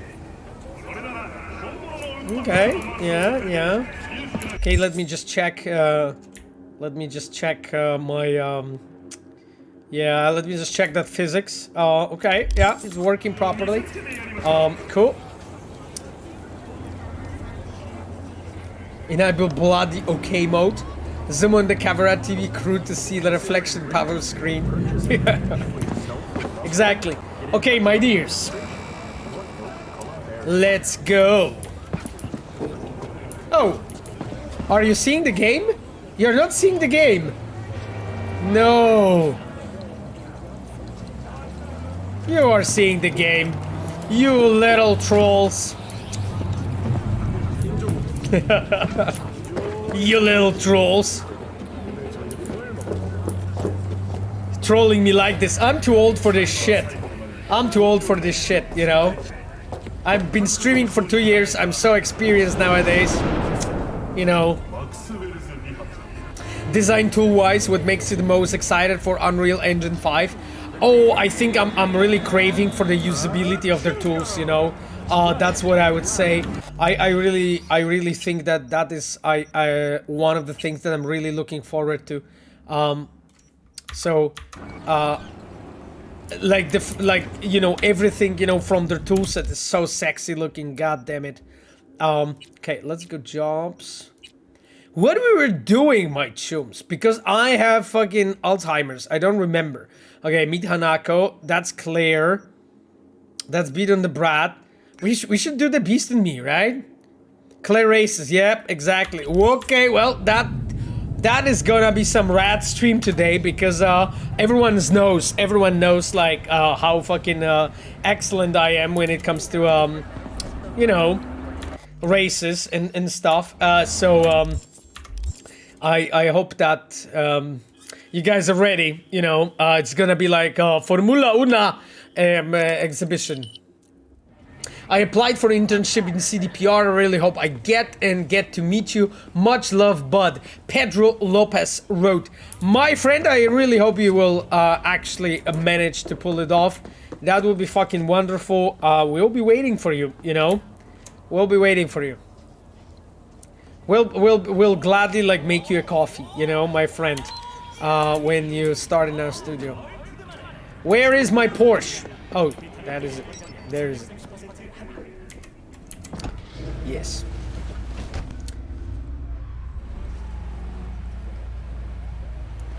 Really small but cool suggestion. Science fiction person wrote. Oh god, the chat scrolled and I don't see it anymore. It was about the EG lines, you know, of a heartbeat. It's actually pretty cool. That's not the my. I mean, yeah, that's like my kind of my. You know what I mean? Yes. Yeah, that was Uranium Bullet. Okay, really small but cool and immersive UI suggestion. ECG lines of the heartbeat in the health bar. Yeah.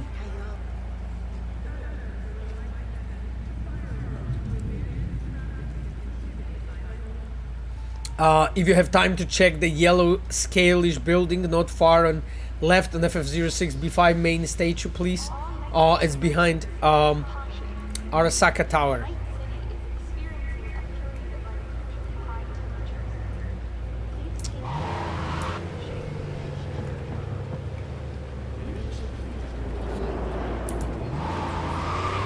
I am so lost, my friends, at this point.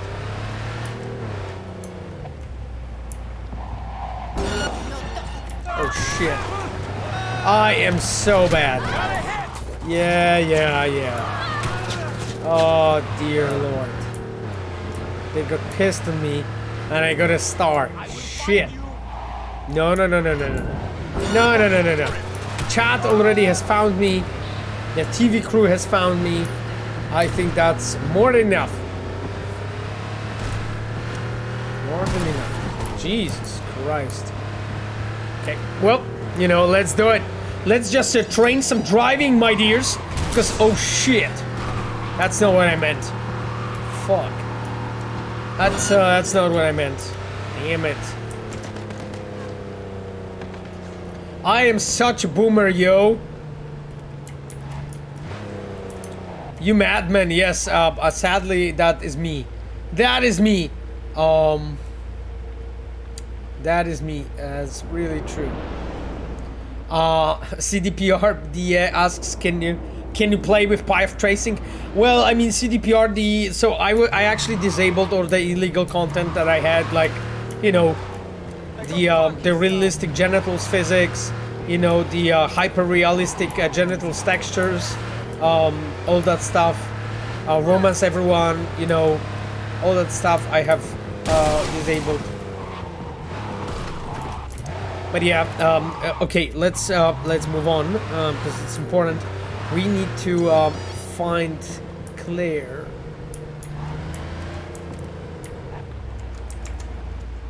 Great start. Okay, thanks. I guess, you know. Okay, let's go. This is why night city driving is so dangerous. Oh yeah, 100%.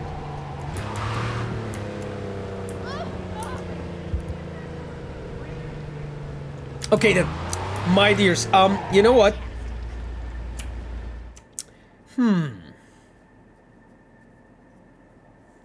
What should you listen to?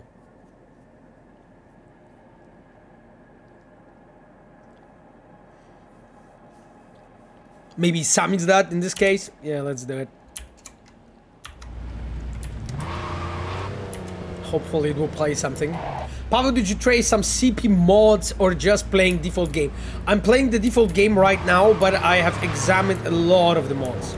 And just watched them and, you know, to some of them I have spent like a bit more time, you know, investigating them and so on, because like I really love the mods and modding community. You know, some of the mods are so fucking creative, honestly. Like I'm in love with the drone companions and everything this mod brings. So cool. You know, of course, you know, everyone's favorite Let There Be Flight is you know, it's also something that I like, but yeah, there's more. Salute for penis too mid. Okay, well, yeah, I guess. Have you seen the new quest mods? Miranda Screams asks. Miranda, I'm actually watching. I'm actually checking every single mod that comes out. Almost. So like, I am fairly well aware. In regards to that. No justice, no mercy. Oh, haven't we been here before? Because I fear that we've been here before.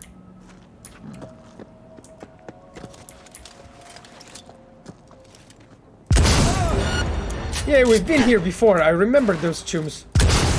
Right? I remember those chums. Went to visit Claire during the day? No worries, Camille, we'll just wait.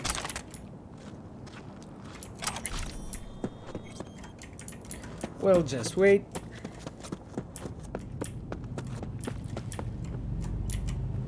Pawe, what do you think about the Subway fuss?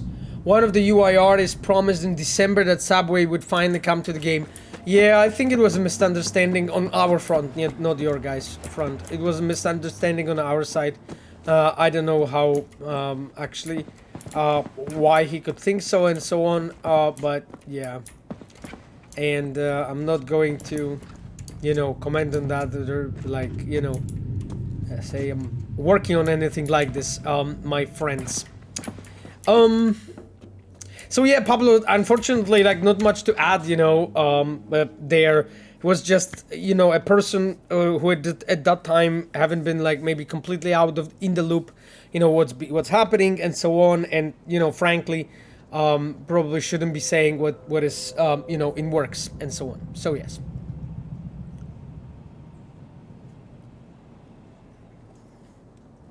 Science fiction person said, recently I saw an article reflecting on The Witcher 1 and the devs who worked on it, like Maciej Szcześnik, Artur Ganszyniec. Have you met them? Yeah, of course, I've met both of them actually, numerous occasions, you know. I worked with Mietru, because Mietru worked for like first year, I think, of The Witcher 3. So I worked with Mietru for a first year, and then of course, you know,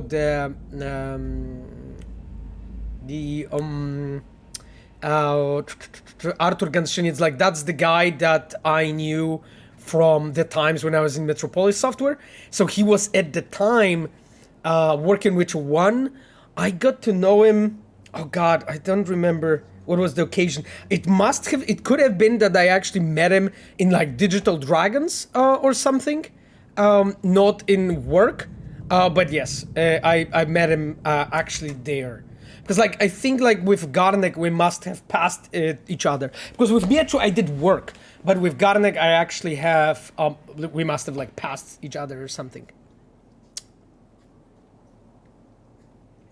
Mr. Sasko responds to what suits him. I mean, I'm going over all the fucking questions, my friend. Ferio, honestly, at least I'm trying to, you know, to be honest. Detroit Became Human said, Pawe, are you enjoying the romance mode fans are making for Judy Panam, River and Carrie? Yes, I am. Detroit Became Human. I am enjoying them. Why are you asking? Why are you asking? You know, what's going on? G Apollo wrote falls asleep on stream. I don't think this stream is so boring, is it? Is it? Greetings, Pawe. I hope you and your house are well. I hope so too. I hope we are well too. Okay then, my dears, let's go. Oh yes, fucking hell! I need to be here during the day. We were just talking about it. Sorry. Let me skip the time.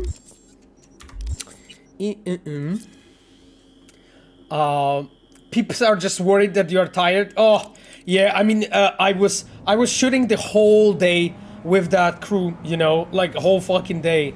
So I am a bit tired, but I'm fine. I'm fine, my friends. Like, I am honestly I'm honestly often tired because like the like I'm doing so much more than only just working, you know, on what you're seeing. Like I've been, you know, traveling a lot with for the GDC and then for PAX, and then you know, everything in regards of, you know, Phantom Liberty is taking a lot of time, you know, additional things like basically meetings on PAX or GDC or interviews and so on. That stuff is just always taking so much time. By the way, I wanted to show you something because I forgot.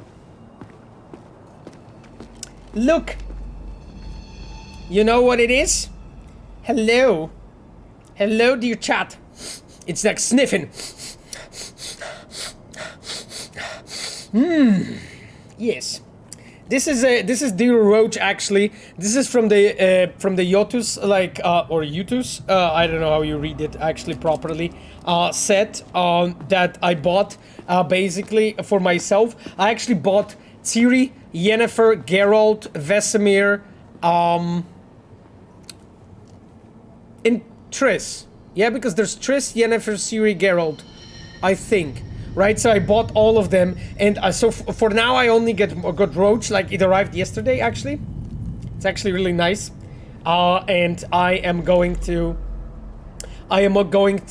get like 5 others. So yes, I'm gonna have them all behind my monitor, just, you know, chilling, here. So yes, I just wanted to show you, my dears.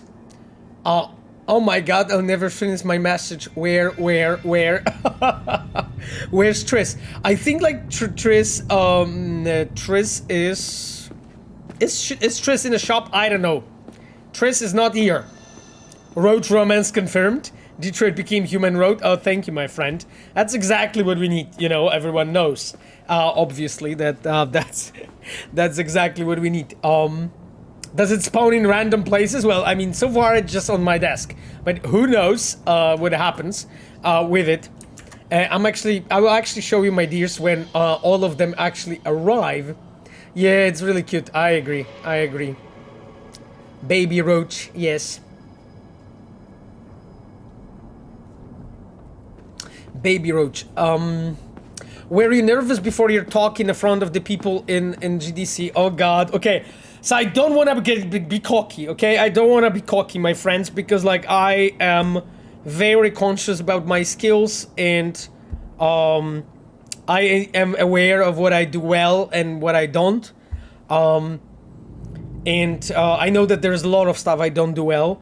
but like spinning bullshit is like one of the best things. I can do that fucking whole day. So basically, no, Camille, I was not nervous at all. Actually, like I was so chill. To be honest, I'm never nervous. Before like public speaking or like any events or like I am streaming for you, my chums, every single like week, with some exceptions, right? When I'm traveling, but when I'm traveling, I'm speaking even more. So it's just like I have so much experience with public speaking at this point already. That it does not make me scared. It actually, to be honest, makes me really fucking excited, to be honest. Like, when I was starting, like, actually my GDC talk, I started playing, like, Cyberpunk music, and then at the beginning, there was an extraction action, there was Rebel Path, there were, like, Scavenger Hunt, there was, like, bunch of them, and the music was there, and everyone was vibing, it was cool. The room was full, and it was 9 in the morning. It was 9 in the morning and the room was full. People were like standing by the walls and stuff. And I think this room is like for 500 seats. So that was nice, I have to say. Like, I don't know why those people were there, to be honest. They must have mistaken it with some other talk. But I don't think there was anything else at 9 because I was opening that day. But anyway, they were there for sure for a mistake. They couldn't sleep or something and just like accidentally walked in. And they were like, heard the music and they were like, yeah, maybe that's interesting. But then throughout the speech, they were like, no, it's not really. But then they stayed because they had no choice. So I think this is how it transpired. But yes, I wasn't nervous, Camille, to be honest. I'm really, yeah. So I don't want to be cocky because like, don't want to make it sound I'm full of myself because I'm very much aware about my, shortcomings and everything, but fucking public speaking is definitely not one of them. So yes. Yes. Despina, I'm proud of you. Despina basically responded to one of the questions from Ferio, and Despina wrote, hey, we can't talk about anything that hasn't been announced through our official channels. Exactly, Ferio, like I hope you're okay with that, because like that's basically the situation, right? Like we need to uphold our NDAs, my friend. Pawe's passion is addictive. Nah, it's just cocaine. I told you guys, Like, why do you think I have eyes like this? Isn't that suspicious? Fucking suspicious as hell, right? Don't be cocky, be schlongy. El Bogata wrote. Oh, thank you. Pawe, I'm here, party time. This is hovering a bit, isn't it? Slightly. This is hovering slightly. We will be looking into that. Come on, baby. Oh, hey, Claire.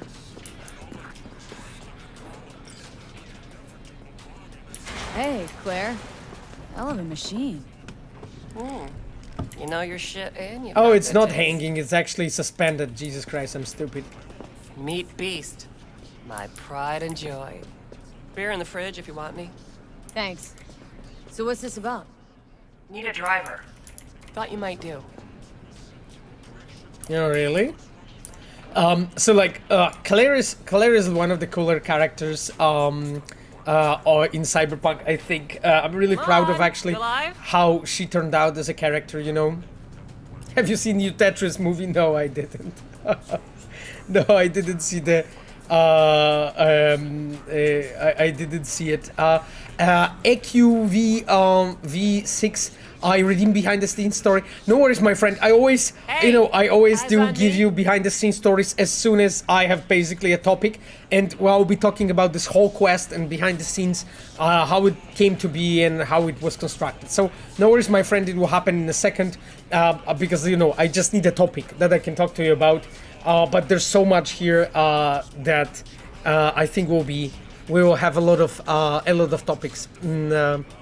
Claire is pretty kick-ass. Yeah, so actually, like, Claire is one of those characters when we actually really wanted to do, like, in this case, of course, for those who don't know, maybe it's a tiny spoiler, she's one of our trans characters in the game, but what we really wanted to do, we didn't want to do it in a way that first thing that she does, she basically speaks about this. Come on, Actually, you this alive? is a topic that you as a player, you only find out about it much, much later.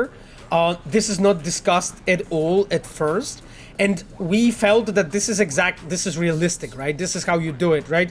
Because like sometimes I'm seeing that people are doing this, something that, you know, in sociology Hey, we call eyes on me. token diversity. Maybe you guys heard that name, which is like you include the diversity of people, you know, in your game or your whatever piece of media you're doing, only because you are you want to just have, you know, tick a box and that's it. And then what you do, you like right away, you know, you meet the character and first thing they do, they speak about that stuff. And the thing is, this is really not realistic, right? People are not You like alive? this in real life, right? Like I have few trans friends, at least few people that are like I'm closer with, that I talk regularly with. They never do that stuff, never. Like this is very private stuff. Like normally you just don't come up with being trans and like talk about it openly with the first person you meet. Because those are like things that are, you know, are like more private. You talk about stuff, you know, in regards of, I don't know, you talk about movies you saw and you fool around and you joke around, you spend time together. And only then, maybe when you have a bit more connection built and so on, you could have a conversation about this. But normally it's like a sign of actually closeness, right? And it's just like sometimes when I see it, like when it's done, you know, when it's like almost like a first topic that comes out, and I'm always like so embarrassed when I see it like in games, because I think like this is just like no one ever acts like that, seriously. Anyway, I just wanted to mention this. My friends, my friends, let me actually check on the chat what's going on, and I am going to no better idea is raiding of party of 2. Thank you so much, no better idea, for a raid. I really appreciate, you know, that you decided to actually come over. This is really nice, you know, even though it's 2 people, I really appreciate, you know, yes, I really appreciate that. So, my friends, I am not sure if there's anything more that I should address on the chat. So let me move on with the game. Yeah, no better idea. Wrote smallest raid, but Cyberpunk's also nice. I'm glad you think so, my friend. Okay then. So continuing basically here in regards of that, because we talked a bit about the Claire's character, we are going to be talking a bit more in regards of that. So one of the things that we wanted to do actually, and this is like another behind the scenes story, is that we were looking actually for an sort of like interesting way to incorporate the chases and car chases in the game. And one of the ways on how to actually do that was to look for a character. In this case, we found Claire, you know, that would kind of fit for us, like her with her story, to the topic that we wanted to introduce, and in the same time provide some kind of a twist. And you know, of course, you know, that twist happens a bit later when we are going to you know, find out about her past, you know. Sora at Selum wrote, we may be the smallest raid, but we ain't go no emotes to spam. No worries, Sora. I appreciate you being here, yo. Giapollo said you need to take a day off tomorrow. Chum, I mean, Giapollo, I'm literally like, we are shooting more stuff tomorrow, and I'm working tomorrow because there is a game for you that needs to be made, my friend, okay? It is a game that needs to be made for you, so don't worry about it, my friend. But it's all fine. Oh, what game? Just you know, just some small indie. Okay, let's take a look in the emails. Giapollo wrote, don't burn yourself out. No worries, Giapollo. Thank you, my friend, for showing support and concern. Actually, like, I think I'm quite good, actually. You know, I really love doing what I'm doing and just, you know, preparing things for you.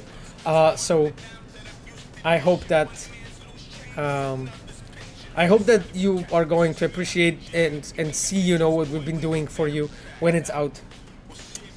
Yeah, small indie game, exactly. You know, that's it's basically how it is. You know, it's how it is. Dean Russell to Claire. Let's take a look because there's some important background here, right? Claire, listen, didn't want to ruin the surprise, but here I go anyway, for a greater good. The whole team is planning a party for your discharge from the hospital, and we're asking my advice on gifts. Rather than the usual some tacky surprise, I figured you'd want something actually useful. Am I right? And then Claire goes, you know, the best gift is just a lot of smiling faces. But if they really want to go above and beyond, then I suppose I need to have any jumpsuit for work, like a neoderm or some such. Give anyone my hugs and kisses for me. And not to ruin a little surprise for you, but once they will let you out this damn hospital bed, you won't be able to walk for a week. Oh God, look at this tread! Damn! No better idea, wrote a Witcher 69 top-notch swords reloaded. Yes. And then Dean answers, can't wait! God damn it! Claire's thirsty. What they were actually setting up here. Why didn't they choose you to voice Claire? Weird after the project. Yeah, well, I mean, I think I need to still hone some of my talents, you know. Some of my talents. Okay, Dean writes about small hiccup. Sorry, babe, just gotta say a few more days to have Mike with work. Poor guy's overloaded. I called, but there's no ripper on hand, and I don't know how to fix this shit. Long story short, it's just a few days, so no need to worry. Dean. Sure seems convenient, we can't even hollow each other. Have fun. Baby, I swear there's nothing I can do about it. I'll pay you when I get back. These next few days are gonna fly by. Please don't get upset all over this. It's fine, don't worry about me. Work's hard, my hand's full and my bad's spinning anyway. Can't remember the last time after I was so busy. And it's not like I can live without you, but I don't think I can. Love you, Leadhead. Hurry back soon. Claire. Yeah. Damn it, they were close. Weren't they? Hidden talent, my friend. Oh, thank you, Peter. That's exactly what I was going for.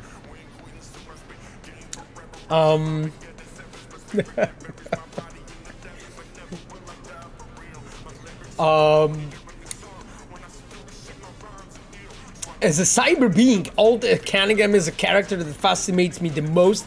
Beware rogue AIs bearing gifts.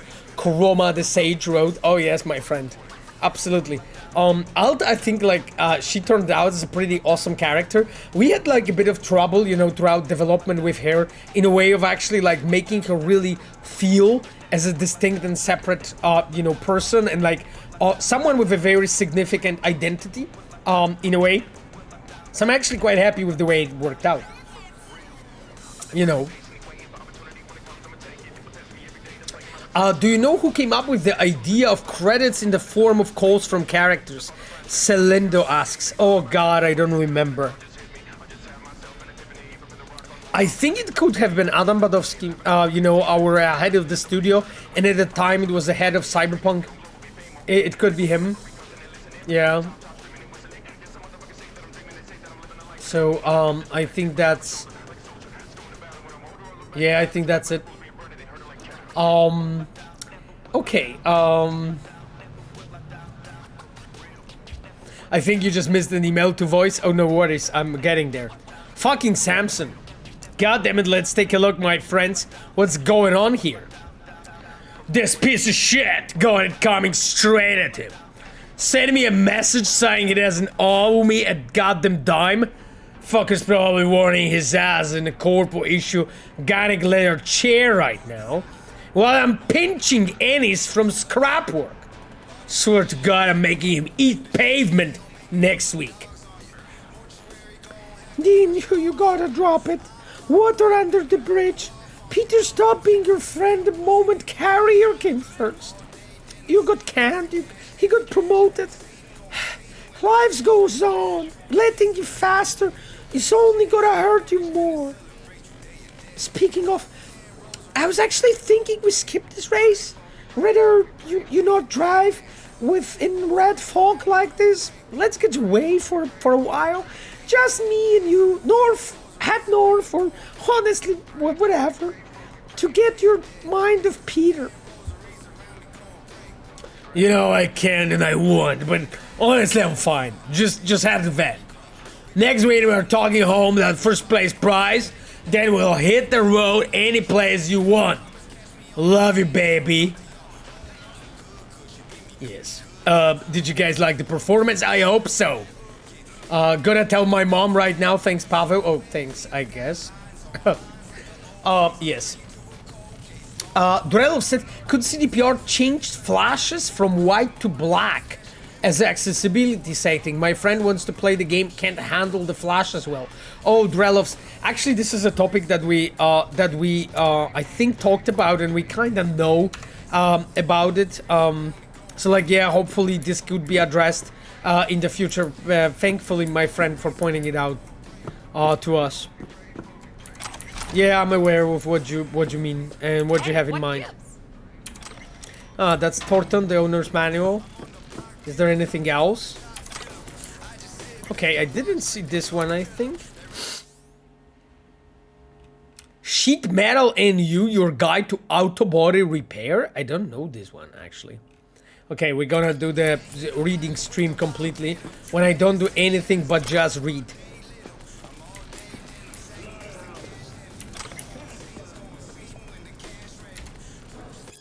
What is this? The Vampire Prince is back? Oh, this is the review of Turbo Dracula. Damn. This is a review of Turbo Dracula. Do you guys want to read the review of the Turbo Dracula? I can actually maybe read it. Did you play Dying Light 2? No, Lagaman, I didn't. I'm not really planning to. So, yeah. Are the credits from that a reference to Sly Cooper's 3 ones? Oh, I don't know.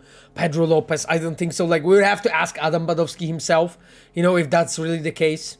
Talking about the credits voicemails, were there any voicemails that were prepared but never added for some reason? Camille asks.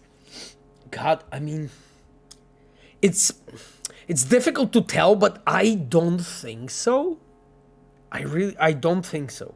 I don't think so. The reason being because I also worked on that, right? So I should be quite up to date with the topic, and I don't think that was ever the case. That we have like prepared something and didn't use, but again, you know, it's really difficult to tell, like, if just somewhere something wasn't there, and I forgot about it or so. It's been some time already, you know, Camille. But I think like majority, if not everything, is really used. Yeah. Okay then.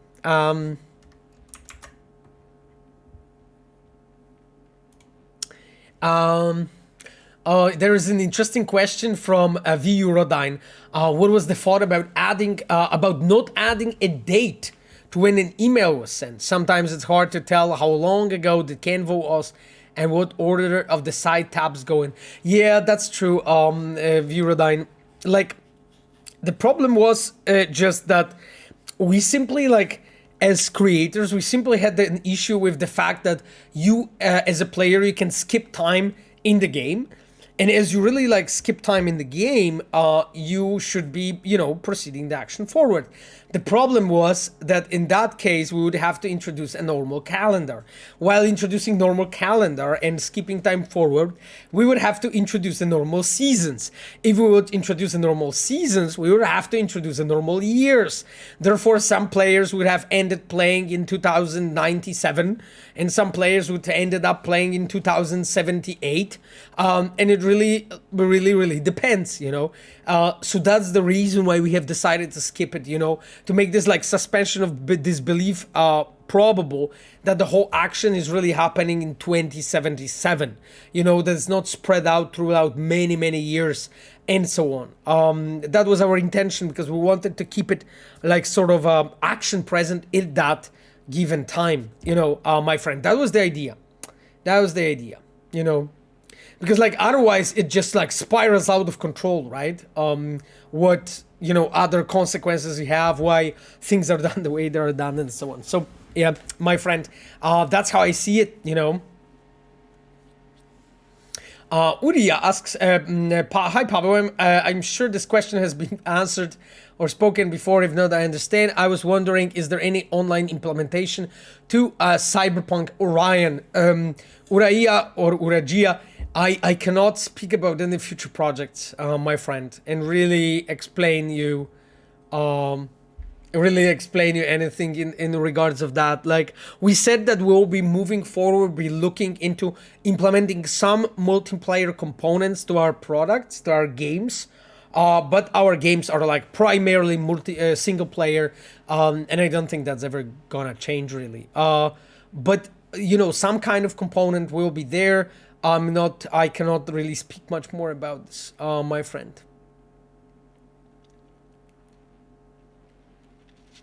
Yeah, Vurodine asks, that makes sense. Guess I'm just wondering how long Carrie's email with Louise took place. Yeah, that's the thing. Like we've been wondering about this ourselves, you know, because the thing is that because of the fact that there's no timer, we realized, right, that some things are becoming more obscure and harder sort of to figure out, you know, because of the fact that there's just no timer, you know. So yeah.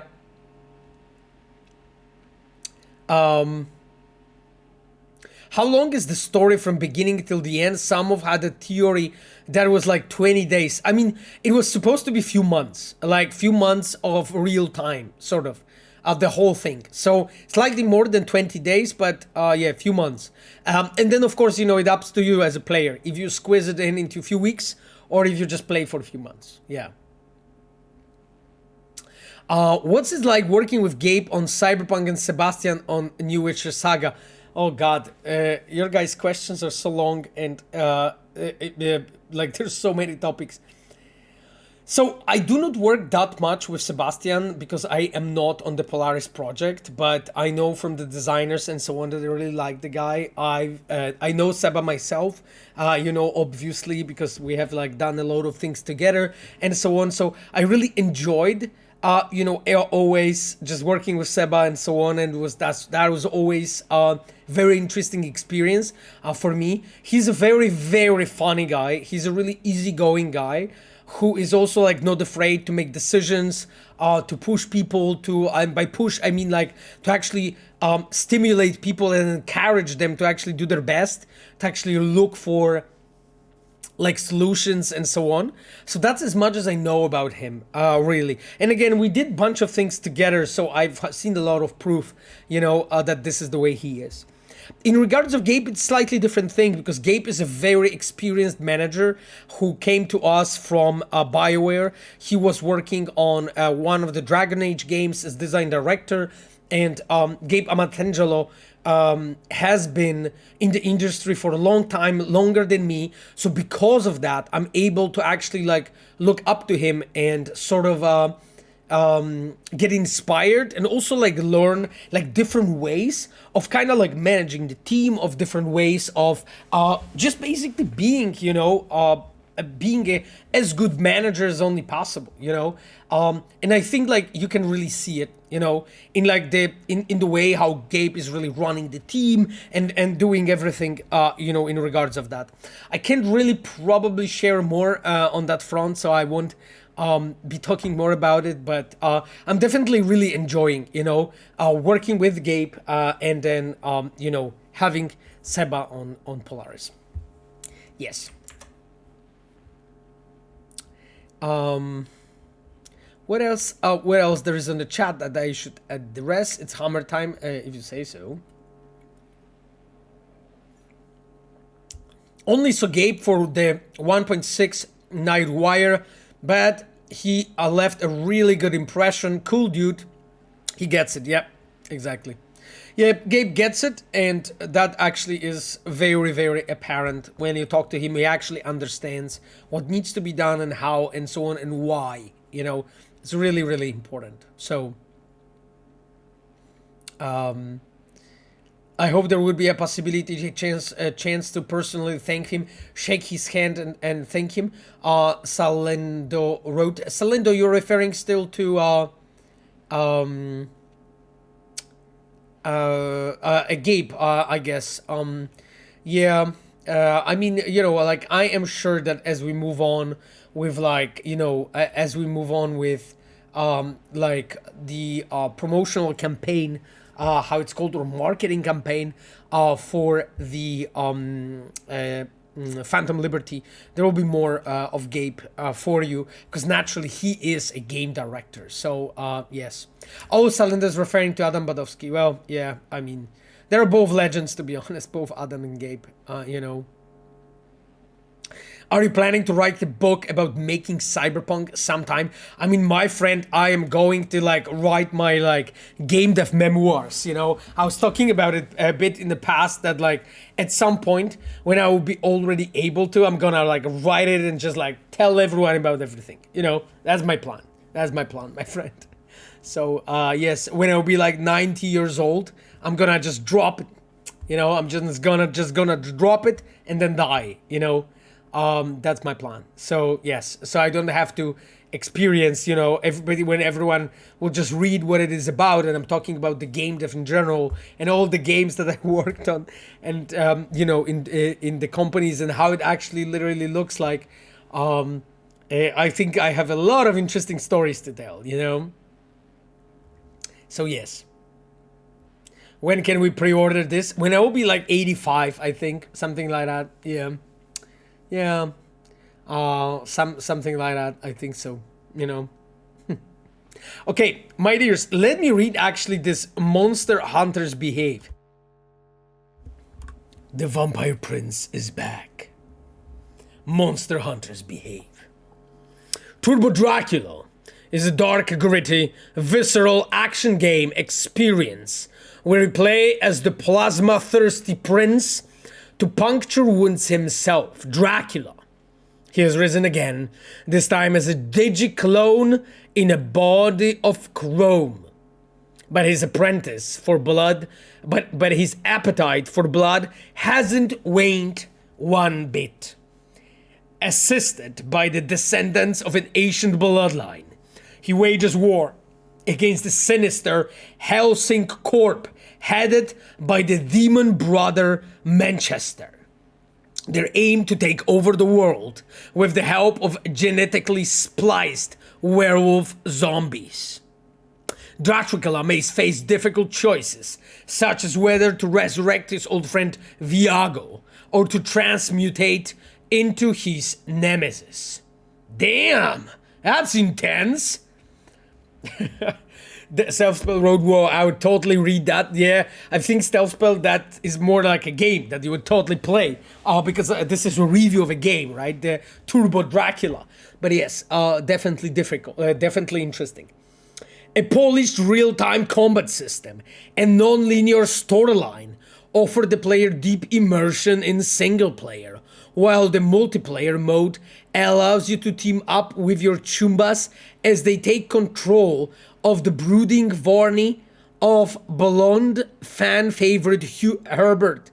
Without spoiling any of the endings, yes, multiple endings, I'll leave you with just one thing. Lady Carmilla Ruthenbattery is hands down the most captivating character ever written in 100 years history of video games. Period. Okay, so So, my dears, actually, it's really interesting. Like, do you like some of you know the story of batteries? You know, maybe you do actually because it ties up with a Polish history. So, according to history, she was drinking blood and she was having baths in the blood. You know, so that is basically a reference to a Polish history. Yeah, she was crazy. Exactly, Lady Carmilla Ruthven Bathory. Something like that, you know. Don't worry, my friend, for asking questions. You're not disrupting gameplay or anything. It's fine. There's not much gameplay anyway going on. I want to thank you for. I want to thank him for his influence on people that caused them through their attachment to the characters in the game to see through in real life to overcome weak moments, depression, and dark moments in their life.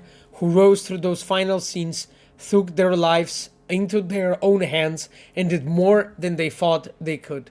Yeah, Salindo, it's beautifully written and said, you know, my friend. Beautifully written and said, you know. Okay then, I think we need to talk to Claire finally. What do you guys think? Let's do it.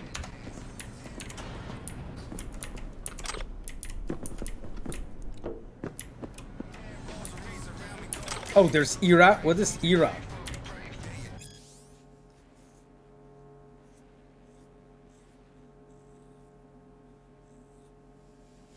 Interesting. Peter Sampson, Person of the Month. I'm just an ordinary city boy. Read the Untold Insider Scoop. Recipe for success, money, cars, and fine suits. 1000 ways to enjoy sex. Peter Sampson's Tell All. Okay, well, you know, I know which one the chat would pick. I know which one the chat would pick. God damn it. Corrupted people here. Everywhere in this, during this playthrough. But, you know, it is what it is. Okay, Claire. You feeling alright? Yeah, I'm feeling fine. Feeling fine.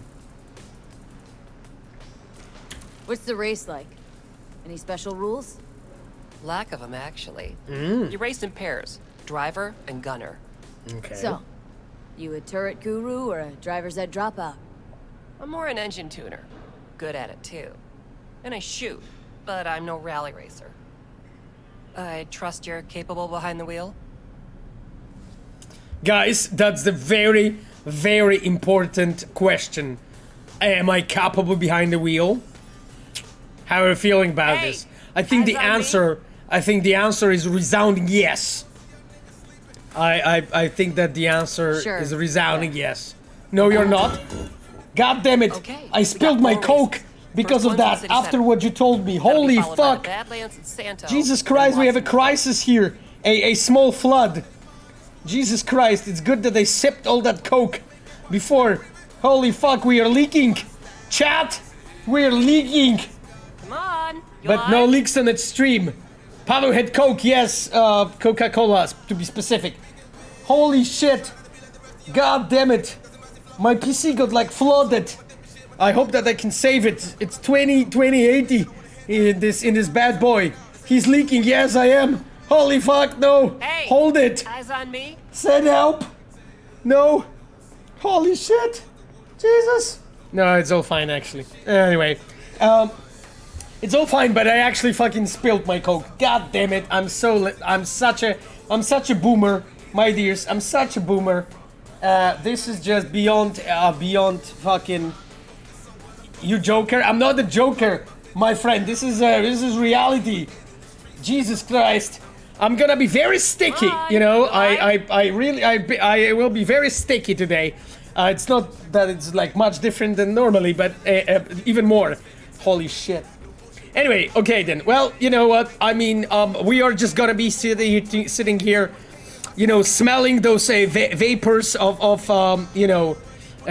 vapors of coke. It's gonna be all fine.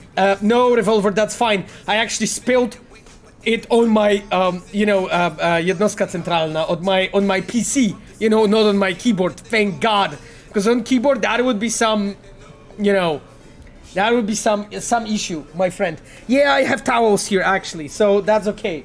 That's okay, my chums, don't worry about me. In the worst case, if something happens, if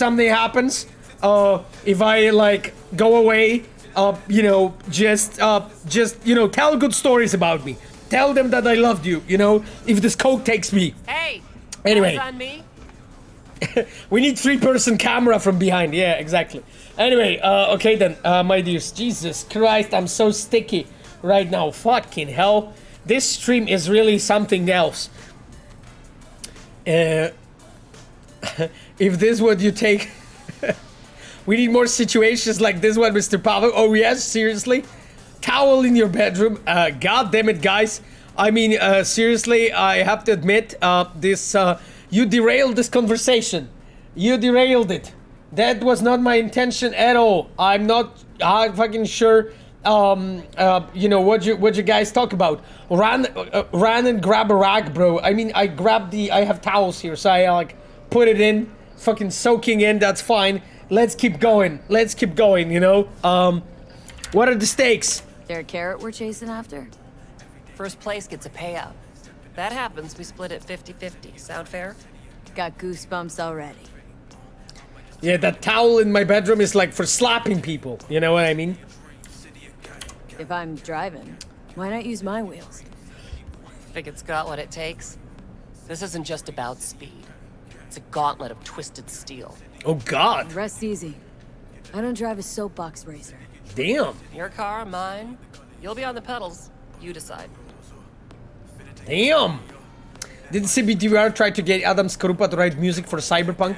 Science fiction person asks. I have no knowledge about this, to be honest. Science fiction person. We would have to ask like Marcin Przybyłowicz, I think, because like he's our like audio director, like so he's the one that makes decisions like this. I have no idea, honestly. Mr. Pawe, we can connect the dots ourselves too. What do you mean about connecting the dots? I have a suspicion that you, my chums, are very distracted with something. You're fucking distracted, and that's not good. You know, that's not good. I don't know what happened to you. You know, so hey, chill out there. You know. Okay, when do we start? When do we start? There's a qualifying ladder. Need to climb it to reach the finals. How high? Top 3 in at least 2 rallies gets our ticket stamped. Yeah, that sounds like something for Let's me. meet in City Center. Hashtag family friendly, absolutely. This is the content that you come here for. Overtuned monsters. That's the place. See you there. Dang! Damn, chat really needs those. Yes, Glassolalia, fucking deliver that. If you can, just call Babab Sanovska for like support. Because this chat is unhinged. You know, so much profanity that I will literally need to call Pope himself to like help me out to cope with this. Just so much dirt. Oh, and there's the Turbo Dracula actually. Yeah, I mean, seems that Claire is a fan of Turbo Dracula. I mean, you know, hard to. This always reminds me of Night City Wire.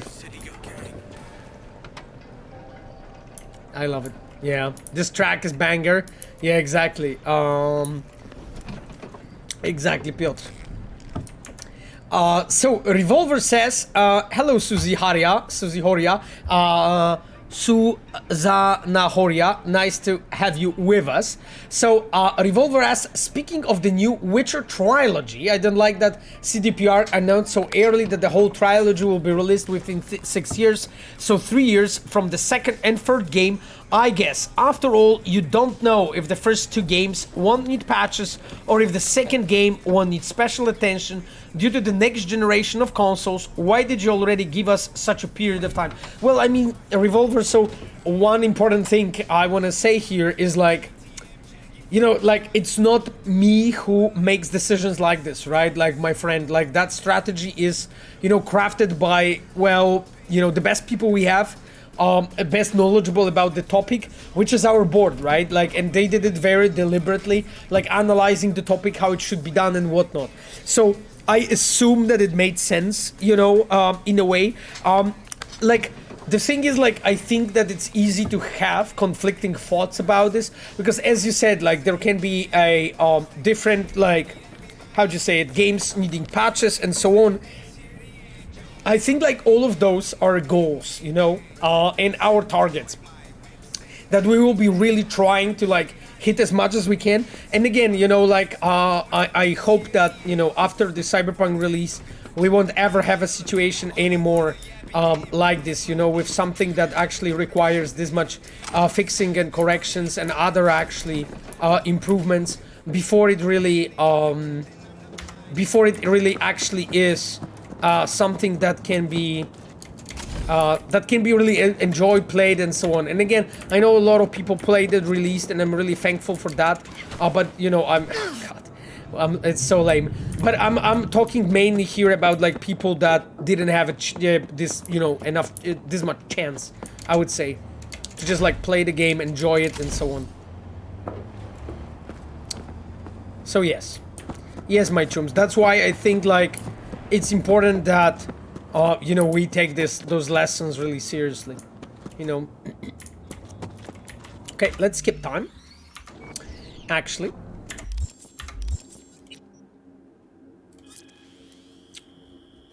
Vurodine, subscribed with Prime. Thank you so much, Vurodine. Been an amazing 12 months. Sorry I didn't figure out how to sub with a Prime earlier. I always look forward to the streams. Hey, no worries, Vurodine. You know, like, it's all fine. It's all good, you know. Everyone, I appreciate everyone here, you know, and, you know, people that are subbed and people that are not subbed. I'm really glad that you are all here and just enjoying the time together, you know. Like, I wanted to be close to you and talk to you as players, as people, as human beings.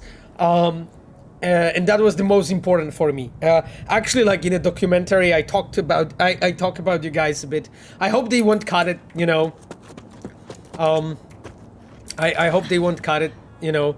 I talk about, you know, Bob Sanofska giving us the bonks, you know, when we need Jesus. I talk about, you know, the Cyber Vesna being psyched about Hanako, and you know, all of a lot of other people, you know. So I just mentioned a lot of you, my dears. Well, not maybe by name, everyone, but I actually do talk about you there. So I actually really hope that they won't cut that part. You know, maybe I haven't been too boring in that part, because we have shot so much. Like, we've been shooting a whole day just only like on my part. And we've been shooting yesterday with like a bunch of people, including like the Spina, because I can say it because I already mentioned that. And we'll be shooting tomorrow even more. So it's like, woo, fucking hell. So I feel like maybe from today they will keep like 1 minute of everything. Well, the documentary will be released. Oh, I don't think that I can disclose this information, my friend. I'm sorry. When it will be out, you guys will know. When you will be, you guys will know. Because they were here on the stream with me, you guys figured out like much earlier, right? Because like normally you would probably find out like few days before it's out, the documentary. But right now, you guys know actually much earlier that it's even happening. You know what I mean? Oh, cool. I think we got the objectives. I assume the SMSs are coming. They are. Yes. Let's look at it. Poison Dart 77. Thank you so much. Poison Dart. Poison Dart. Thank you so much, my friend, for the sub. I really appreciate you. Irotakoig. Love from Italy. Hey, Irotakoig. Thank you so much, my friend. Much love from Warsaw, Poland. We are special, Galaxy Open Road. I mean, of course you are, Galaxy. Of course. Why Pawe Sasko, where is L? What do you mean L? Why Pawe Sasko, oh, where is L? You know Remedu? Remedu? You know Remedu because it was like that when I was making my account, I typed Pawe Sasko, which was actual my name. And the thing is that it was eaten automatically because the W as a Polish letter hasn't been considered as a sign that can be interpreted properly, and basically both like Twitter and Twitch just ate that letter. So I just stuck with it, and I was like, you know what, it's actually funny, and I have, but like in most of my accounts, I think Pawe, so I just stick to it because it's like difficult to foreigners to actually type and say, and I want you guys to be able to address me, and when you say something, you can go at and just type me, and when there are like weird Polish letters, I didn't want you to be like off the,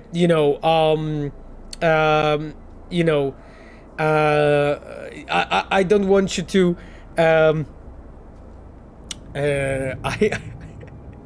yes, but anyway, that is what I meant.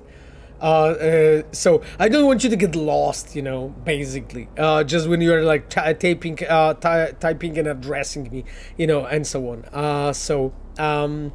But yes, my dears, Jesus Christ, this chat is unhinged. Did you guys had like fucking some acid today, or something for a lot of energy? Because Jesus, this chat, I'm just so lost. Giapollos is great stream. Have to go see a next one. Needs to go. Good night, chums. Good night, Giapollo. Thank you so much for being with us. Stealth per road, Paweł Sasko. Yes, Paweł Sasko. That is exactly my name. Despina, thank you. You definitely know me, so I wouldn't expect anything less from you. Oh God.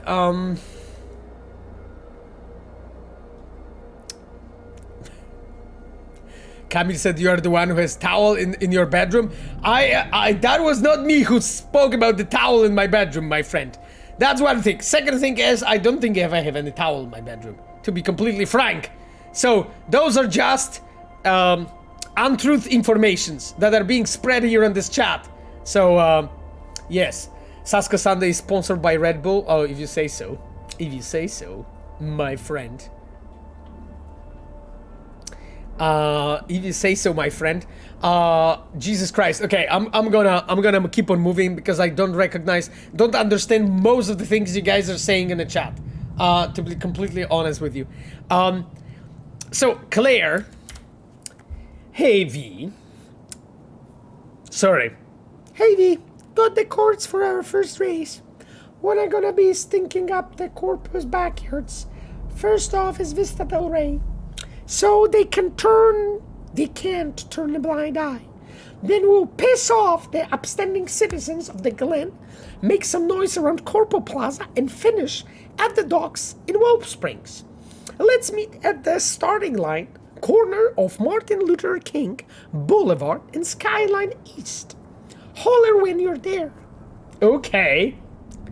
You drunk? Shikam Podwiatr asked, you drunk?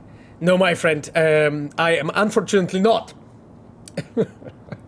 We need Pawe's TTS voice reader. I mean, seriously, that would have been probably some very interesting content with that. We'll see when I get there. Roger that. Okay, let's do it. I mean, Shikam Podwiatr, that is an excellent,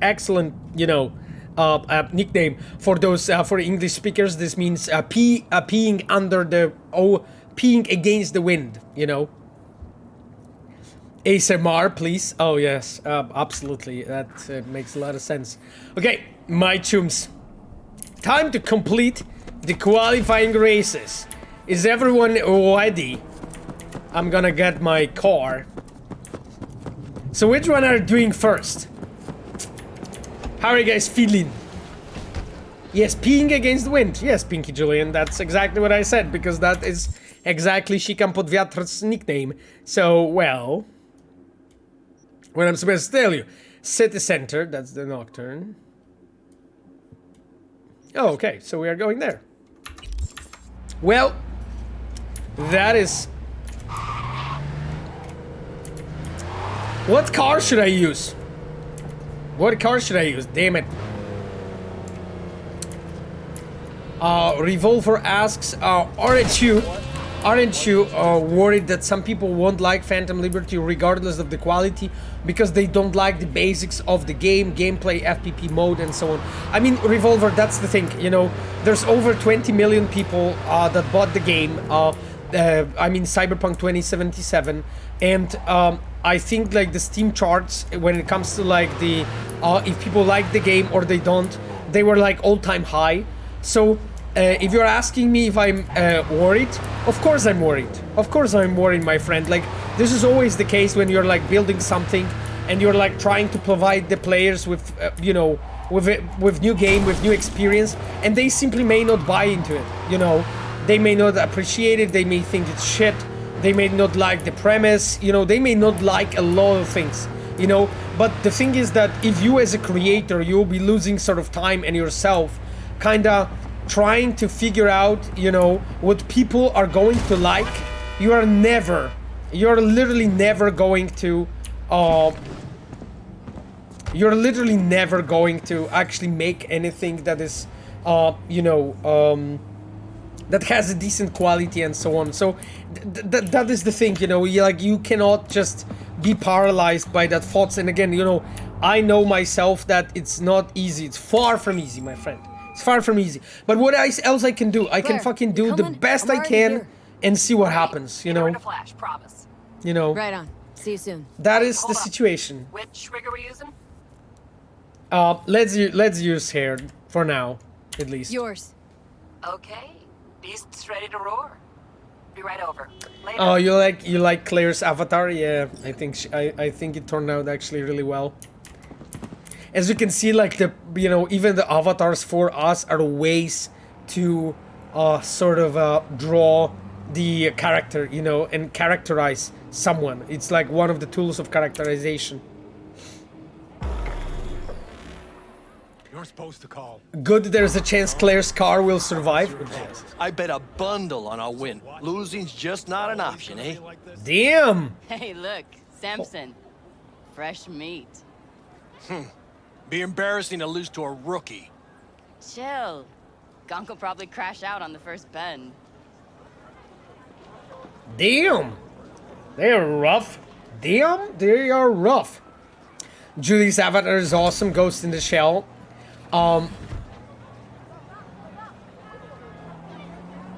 Okay, they're like moving cars and stuff. Let's do it. Amiens asks, it's a bit personal, but how should a high school teen proceed to get a job like you do? Technically, do you use programming languages, or is there any PC program? Do you use frequently? Sorry for spamming. Amiens, don't worry about it, my friend. It's all good. You are here to just ask your questions, and that's fine. This is what everyone's here for. So like, you know, I've been learning, you know, like quest design, specifically starting from actually writing stories. And that was like my main primary like source of sort of knowledge, inspiration, just writing stories at first. And then when I did that, I tried to write stories for games specifically, and then tried modding, you know, tried like building something on your own, you know, like we as game design, like quest designers, we are not really programming. What we are doing, we are scripting with visual scripting languages, you know.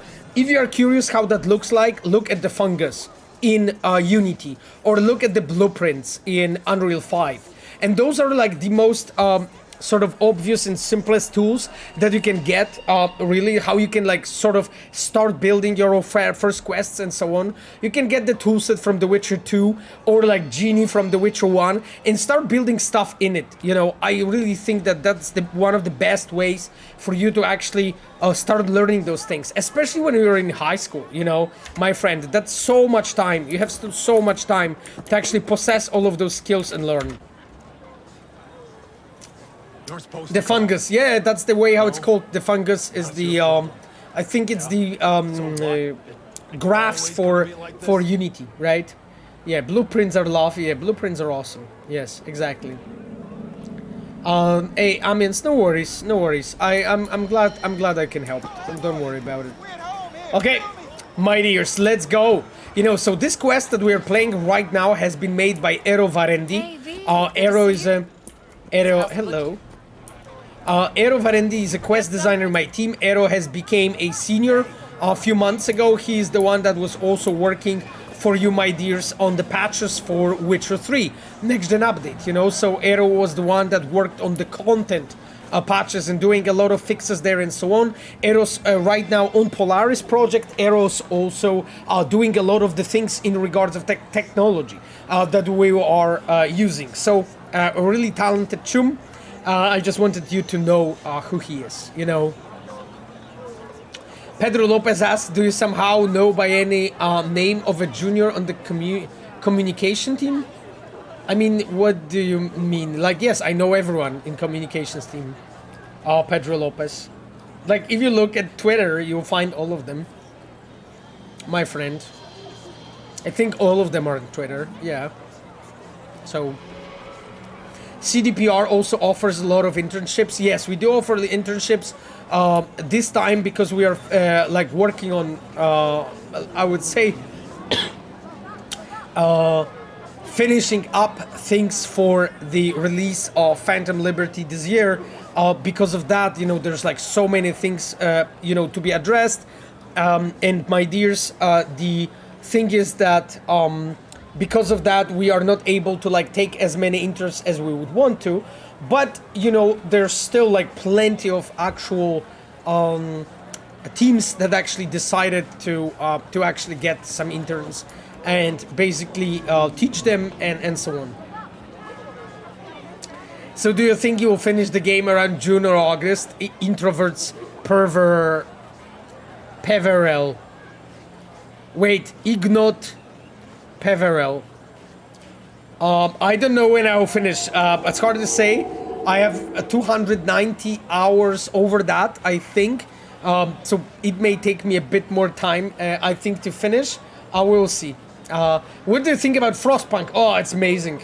It's amazing. The game is great. I actually have one of my former quest designers, Alexander Boire. He's a story lead of the in 11-bit studios on Frostpunk, actually. So Alex is amazing. You know, he's a really great guy, and one of the reasons why this game is good. You know.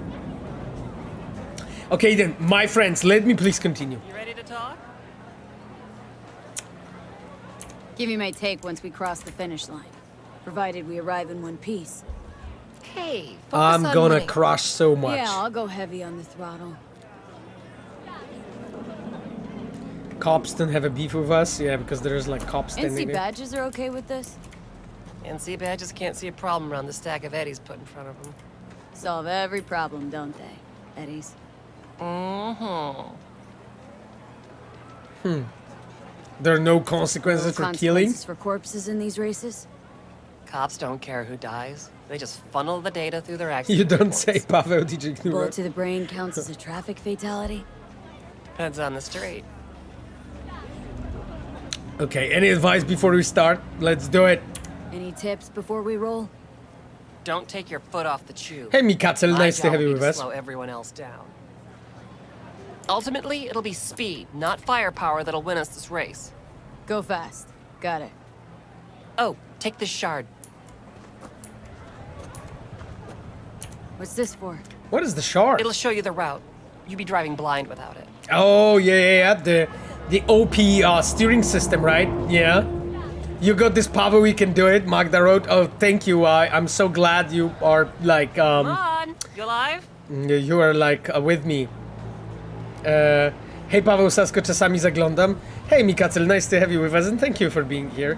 I appreciate you. Kamil, no, I'm not taking any bets. Holy fuck, I'm not taking any bets. I'm gonna crash my face on the wall, you know. We need to hit all the checkpoints or we'll be disqualified. If you want to hang a bit, do. I'll be in the rig. When do we start? The shard. It's all on there. Okay. Or master. God damn it. Okay, let me read it actually. Because we need to do what we are doing. Despina Stealth Spell, thank you so much for answering the questions on the chat. You are you are precious. Roach NC Remaster, our master V77. Welcome to the adrenaline-fueled world of nice racing. Live in a competition in a mass of twisted metal, and maybe one day you'll join the ranks of all-time greats like Gray Falcone, Krista, Margaret, and Dean Russell. Burn your name into the streets and be remembered forever. This shard will give you a guide in this year's 4th route circuit, 3 in the city, 1 in Badlands. Teams who will wish at least 2 of the qualifiers in the top 3 will earn their spot in the finals with a chance to take on the last year's champion, Peter Sampson. Roads NCR Master V77 is pre-programmed with an overlay that will guide you on the track in real time via your optical implants HUD. What this includes: countdown to start, total number of required checkpoints, route direction, current time and standings, number of checkpoints crossed, and a live feed of the race announcer. I wish you good luck in clean turns, our master. This software is virus-free and data encrypted. Our master reverts to the right, uploads the changes to route data as necessary prior to race start. Okay then, cool. I guess. Best come back to me in one piece, baby. Nothing missing, got it? I love you! Oh, Jesus Christ. Okay, Claire. Fucking hell, everyone's getting ready. Woohoo! Okay, chums, that is insane. This car is fucking big, by the way. Oh, I can save? Okay, so I assume Aero just saved it for me. That's very cool. Okay then, my dears, let's go. Last bet! Don't miss your chance to win! First elimination rally coming up. Everyone ready? Not like it matters. Too late to back out anyway. Let's do it! Strap in, pray to your gods, and get ready to go for payday! Fuck yeah! 3, 2, 1! Let's do it! Get the fuck off my way!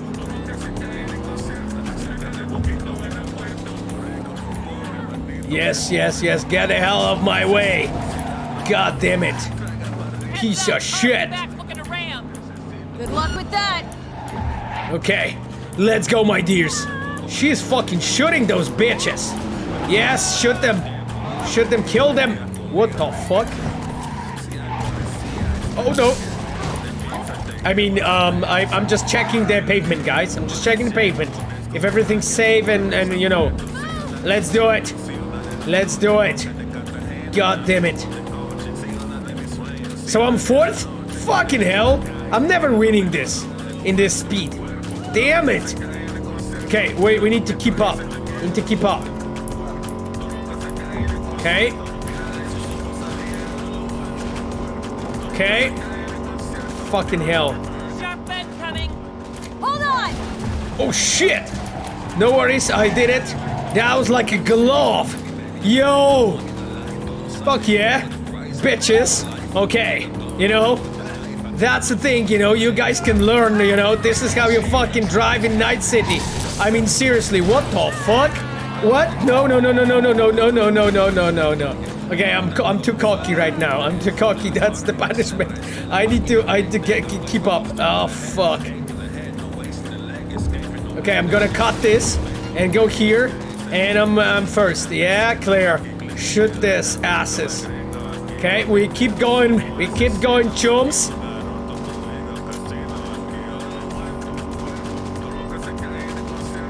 That is a simple piece. Let's go. Sharp bend, god damn it. I'm low-key a specialist in that, but oh shit, no. Oh fuck. Oh god damn it. No, like that fat person just ran under my wheels. Jesus Christ. Okay, let's do it. Let's do it. Another cut. Holy shit. That is an absolute insanity. The Night City is just unhinged. Okay, my dears. I'm getting them. I'm getting to them. Like, I'm getting on their asses. I'm getting on their asses. Okay, I'm here. You are motherfuckers. Okay, I'm second. I just need to overtake this one guy. Just need to overtake this one guy, and I'm there. I'm just cutting it like that, just to because this car is so fucking heavy. Okay, yeah. Okay, I'm cutting it here. Yes. Okay. 1-6, yes, I'm doing this. Fucking hell, I assume there will be probably like a turn that I'm gonna screw up. Keep it up. Yeah, I'm keeping it up. It. Thanks, yeah, you know. That is it. That is fucking race, my chums. They're so behind me. They're so behind. Oh shit, oh shit, oh shit, oh shit. Okay. I'm keeping up. I fucking see them on the minimap. Bitches. Free and clear. Our I mean, seriously, yo. we just see. We fucking won! First place! Yeah, of Sounds course. surprised. First fucking place! It's not that I'm surprised, it's just... I know. First place. I heard you. Let's hold up at the finish line a minute, just in case. You got it. Hey, chum. So, I've seen you saying shit on the chat. You know, I've seen you saying shit. So how is it? You know, who's a good driver? Who's a good driver? You know, it was actually quite easy. You know. Who are you and would have done with Pawe Sasko? Go forward. I'm going. It's okay. It's just like, oh shit, I can save. Okay. Do these races every year? I'm starting 4th getting time into it, this. you know? First time out, I won. It gets you hooked. I can't give it up now. Yeah. Can't or won't. What's the difference? Okay. You do this for the eddies, the wins, the glory. Why do you race? It's like you've got laser focus. You don't like winning? Interesting, right? Very curious. Very curious. You can see here that we are basically, as a designers, telegraphing to you that there's Hey, something more going eyes on. on me. Of course, and you could see, like, in the emails, in the shards that have been, a lot about Dean Russell. He was also mentioned, you know, that he's one of the legends of these races. Depends on the prize I do. It's the road that matters, not the destination. Oh, we can be so philosophical. Come on. I like that. I'm a Paulo Coelho Saskia today. Meh. It's the road that matters, not the destination. Yes. So do me a favor and keep us on that road. And out front. You'll have your journey. I'll have my victory. Okay. Was just asking. Need a lift to the shop? Sure. Yeah, sure. I guess. All right, let's go. Let's do it. Then I'm just curious, actually. I think she clipped a bit with that car just a moment ago.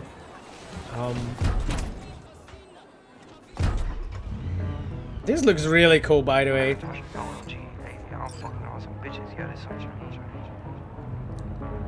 There's like fucking so many lights here.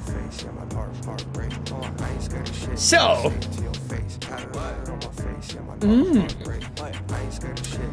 how are you guys feeling, you know, about this race that we just won? I mean, you know, wasn't it glorious? I recovered like so easily, you know. Story time with Pawe, yes. Preem, I'm so proud of you, Pawe Glasalale. I wrote, thank you so much. I'm glad. 3 hidden places. Thank you, Camille. We will get them eventually, like one day, one place, you know. Pawe Krashko. Oh God. Thank you, Shraf2K. I really appreciate you. Hatroha said, did anyone besides me manage to get Jackie out of Konpeki Plaza alive? Yeah, Hatroha, I think like it might be only you, you know. But it's okay, you know, it was designed to be only discovered by one person. So, you know, all good. All good. I don't remember if I ever asked it before, but did you guys ever thought about putting some of the Aldecados veterans in the races as a cameo? Yeah, we did actually. I think like they were supposed to show up in the Badlands, but because as a player, but because they are like entangled in so many different quests, it wasn't possible because like they're always occupied with something and doing something. So it wasn't possible to just like really easily know when player will go in and do the race on Badlands. so that we could use the the veterans from Aldecados there. So that's always a very tricky thing to do. So yes, it was a magnificent participation, Guadalupe wrote. Yes, Guadalupe, by the way, my friend, I want to say something. Congratulations for your exhibition. I watched the pictures and went over your tweets. I've seen it's going really well. I've seen a lot of people watching there and talking. That's awesome, man. Congratulations, honestly. And if you guys don't know what I'm talking about, Guadalupe is having like an art exhibition with artworks and portraits from Cyberpunk 2077. And it's really, really beautiful what Guadalupe has done. And was like a lot of work put into that art. So I just wanted to say it, my friend. I've seen it on Twitter.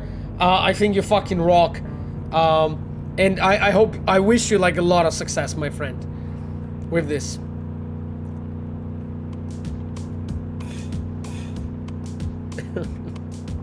Yes. Okay. Yes, Guadalupe, exactly. Congrats. I'm just checking other questions. Oh, I love the song.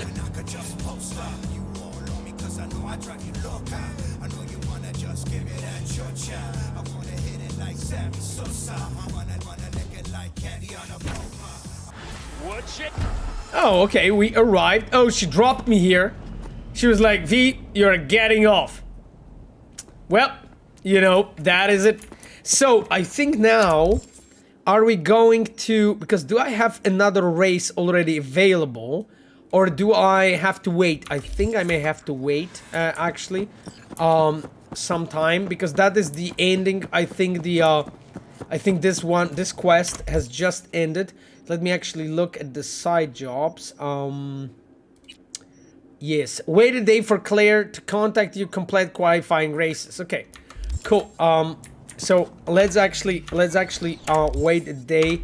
Maybe Claire will be available already, so that we can continue the races. Camille Cesaro says, "Do you know what Metin 2 is?" No, I don't actually. Camille, sorry.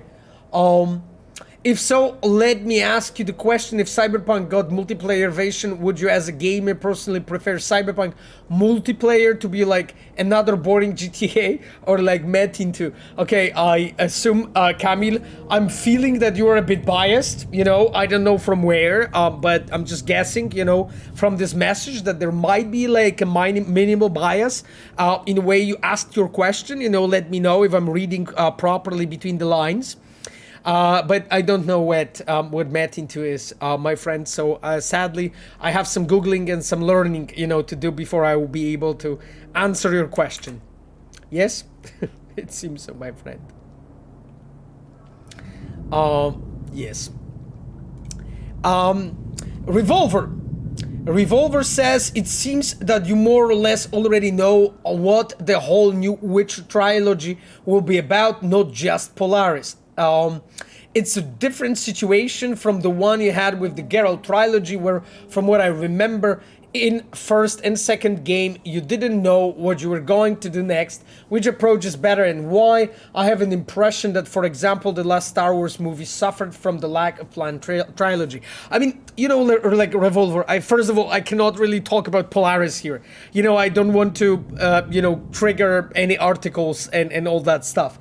So forgive me, but I won't be talking about this. Like, in general, when you're like working on the trilogy and we're working on 2 games, 3 games, 4 games, 7 games, whatever kind of number of games you have in mind, it's always better to at least put a bit of thought into like general direction, what the next installments are gonna take you, just because you are able to prepare much better, right? You're able to tie up everything much better on a narrative level, on a technical level. Of course, depends what your design is, right? Like, because like, maybe in first game you do something and in the second one you go completely opposite side, right? And you do build something completely different. But knowing that, like early sort of, is a huge advantage, a huge advantage.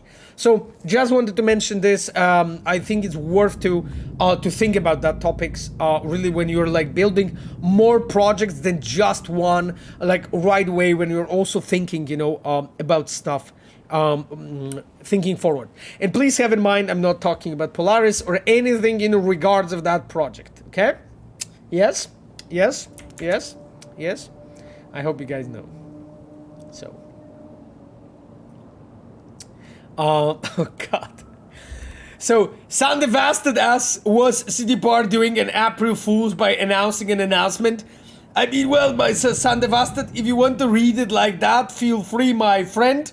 I don't think it meant to be simply a I don't think it meant to be simply an April Fool's joke.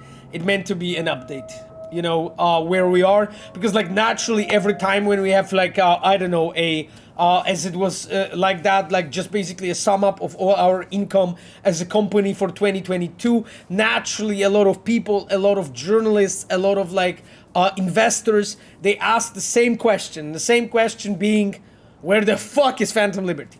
So we had to basically say when we are going to be doing the, you know, starting talk more about this, you know, because like not saying anything would end up with you guys saying like, holy fuck, while they're not saying anything, is something wrong? Are we all doomed? You know, is it this gonna be, you know, the worst expansion in the history of computer games? You know, like that conversation spirals out of control really quickly.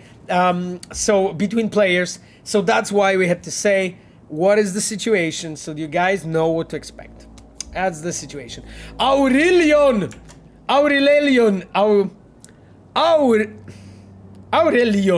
yeah, Aurelion. By the way, do you play League of Legends? Aurelion, my friend, thank you so much for the sub. Holy fuck, you are so insane. I like cookies. Got a sub from you. Detroit became human. Oh, Kirkis.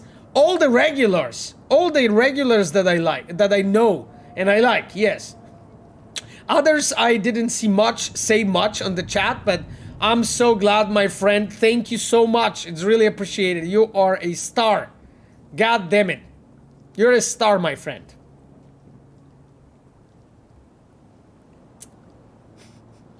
Revolver Salota wrote, Phantom Liberty is nowhere because it's Phantom. You're welcome. Oh, thank you. Really intriguing hint.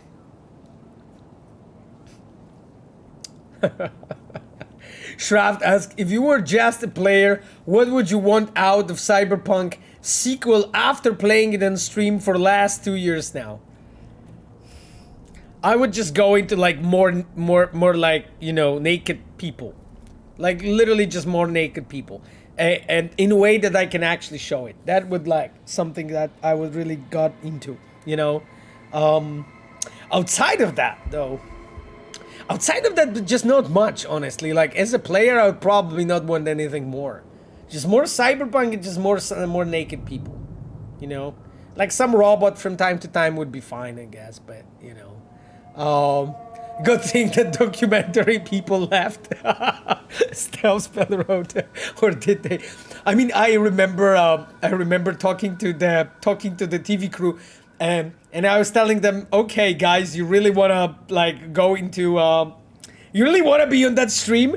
And they were like, yeah, we really wanna see you and the community you have and so on. I'm like, I mean, this is really lovely, but this is really a purgatory, you know. The chat is really a purgatory, so I'm not really sure if you should be there, you know, for your like mental health. So, but that's why I was really like really happy that you guys have been very like you guys have been really nice and really friendly on the chat. You know, so for mental health, yes, exactly. Them Arasaka droids, am I right? Yeah, exactly. This slick ties, you know, slick metal ties. Not that it matters. Equix wrote, not that it matters, but people who did build the city did an amazing job. I explore it all the time when I have time. There's so much detail and hidden stuff in it. Yeah, I mean, I agree completely, my friend. Like, just our level design team and environment art team absolutely kick fucking ass, you know? And I think, like, a large part is also on the side of open world team. You know, those 3 departments I think contributed the most, which I would say probably, you know, Enviro of course the most, but level design and open world also like did a lot, you know, to make that city really vibrant and make it feel great and look awesome. So I'm really glad you like it, you know.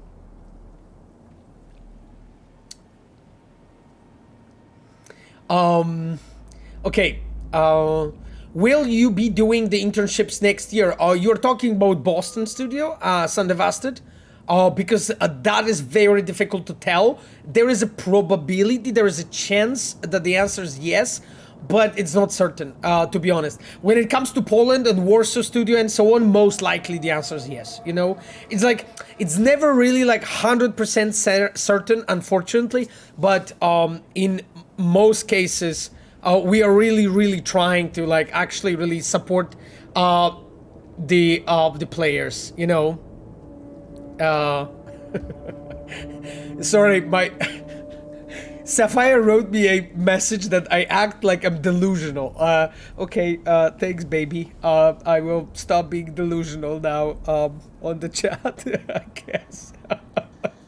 Anyway, okay then, my dears. Stop being delusional because I'm being smacked by my own girlfriend. So I will read now. The message from Claire, okay? Because like we have 10 minutes to the end of the stream, and I really wanna play a bit more, okay? There's a question which GPUs support path tracing update. I believe that those are 3090, 3080, 3090, and 40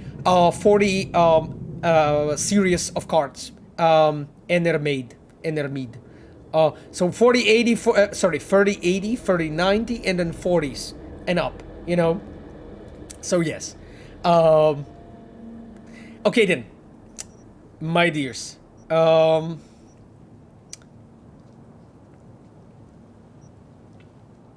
Yeah, 40 series NVIDIA, as Illusiart said, but I think 30s also, 80s and 90s also do. If I'm not wrong, and I don't think I am. Hey Avi. Oh, sorry. We need to check out those messages from Claire. From Claire. Hey Avi, not like I'll be afraid of riding shotgun with you or anything, but put some practice in before the next race, okay? Wow, that's such a burn. Holy fuck! I was first. What are you talking about? We literally drove over like max 5 people during that. Hey, you consider me a menace on the road? Yeah, the champion has spoken. How's your aim? Okay, I guess. What do you have? Jesus Christ. If anyone's a menace on the road, it's me. You just put up the finish line in one piece? Okay. Fine, I'll promise I'll practice. Come on. That's just how I drive. It's part of my style. That's the second one. Second one fits. Second one fits, my friends. I really love text messages, like, in a way, when they actually can really deepen up the relationship, you know, between, like, a V and the character. That's why I love you, V. But seriously, practice, and then I can go there. Okay, sure. Yes. Oasis Cyberpunk, I see you. Like, I always address the, you know, behind the scenes stories at the moment when I have, right? Like, I can tell you behind the scenes stories about text messages if you're interested, but there's not much more new things that I can talk about, right? So I need to be at the point when I can do it. Don't worry about it. Like, I always remember about this, my friends, and I always try to give you as much as I can, honestly. Anyhow. Yes, so, we got smacked to fucking practice. Oh, so I should stay away today, and that was just hair. It was just hair, basically trying to tell me that I'm shit. Jesus Christ. I can tell you like some behind-the-scenes story information about actually about like text messages and so on, because like during development of Cyberpunk, we actually figured out that text messages could be a pretty cool way to actually lead a conversation with characters. Sometimes, oh, I've been here. I remember this place. There is a gig here, right? Yeah. And there was like a moment when we actually realized that we can do so much more with text messages and starting really building them up. And of course, you know, our romance partners were like the first, you know, that went on to be addressed. But then afterwards, you know, we looked into, you know, other characters and so on, and there was like so much potential of actually doing it well, you know, and I actually feel there's much more potential and many more, I would say, opportunities to really do it well. You know, with the text messages, with the way we have built them, like at some point we also started adding like more pictures, you know, so you have text messages when you get pictures and so on, either in your email or in your SMS. Holy shit, I'm dying, my chums. Damn it, that's not good. V.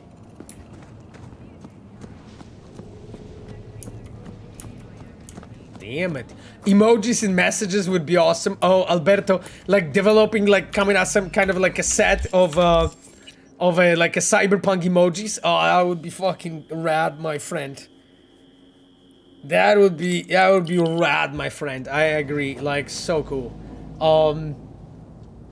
What's Silverhand mad about now? I mean, well, he wasn't mad. It was just, well. So yeah, Claire is not messaging me, at least as far as I'm aware. She's like, you piece of shit, I don't want to talk to you. Well, let me actually check. Where are you?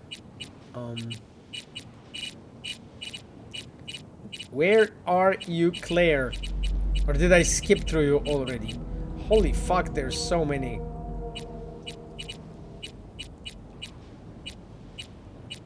I must be blind, my friends, but I'm not really seeing it in the contacts. What is going on? Did I like deleted her number or something and forget about it? Night chat, night Pawe, Furious Furball Road. Thank you so much, Furious Furball, for being with us. Coach Fred. Flaming Crotchman, that's exactly who I need to call. Where are you, Claire? Oh yes, she is here. Claire Russell. Practice makes perfect. Okay, I understand that. Okay, I think that was like one of the fluff conversations that I like received during the waiting time. So I'll try to skip this. If not, then we are going to be for beat on the brat, my friends. That being said, though, if she doesn't want to call us, then I think we're gonna save the game and continue next time. Hello. Because it's already almost the time, my friends.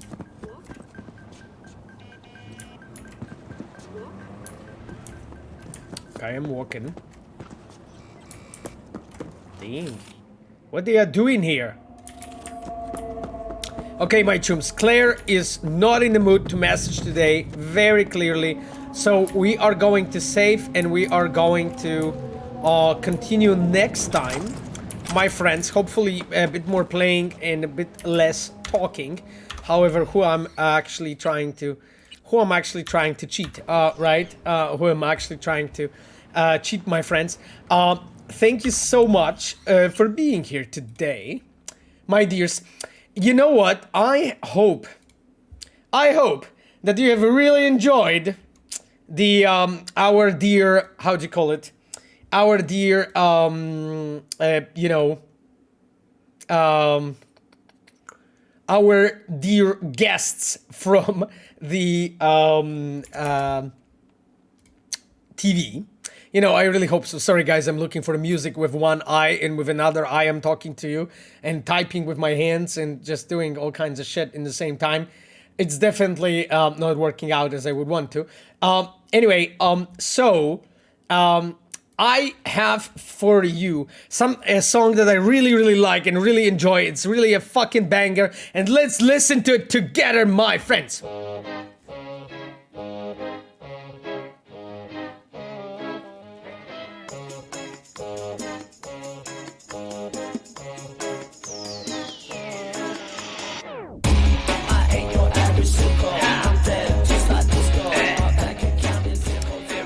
My dears, I wanted to thank my dear Reds and moderators who have been here on the chat. Ayano, our UI producer, thank you so much, Monica, for being here. Chivok, our customer support engineer, you're the best, my friend. Stealth Spell Despina, thank you, Despina, for being here for all that time. I really appreciate you were here with us. The Bartek Pirko, our level designer, thank you so much, my friend. Thank you to all of you for answering the questions, and to our amazing moderators. Two amazing moderators, Sapphire and Cogito. Thank you so much, my dears. You are the best as always. Now, my friends, I wanted to mention something because like next week, I'm traveling actually. I'm traveling to see Sapphire over the weekend, so I'm not going to be able to stream for you. I'm going to be here in 2 weeks, okay? We're going to see each other in 2 weeks from now. I hope that you are going to fucking miss me because I am going to miss you too. Enjoy the rest of your Sunday and see you around, my dears, in 2 weeks. Bye bye.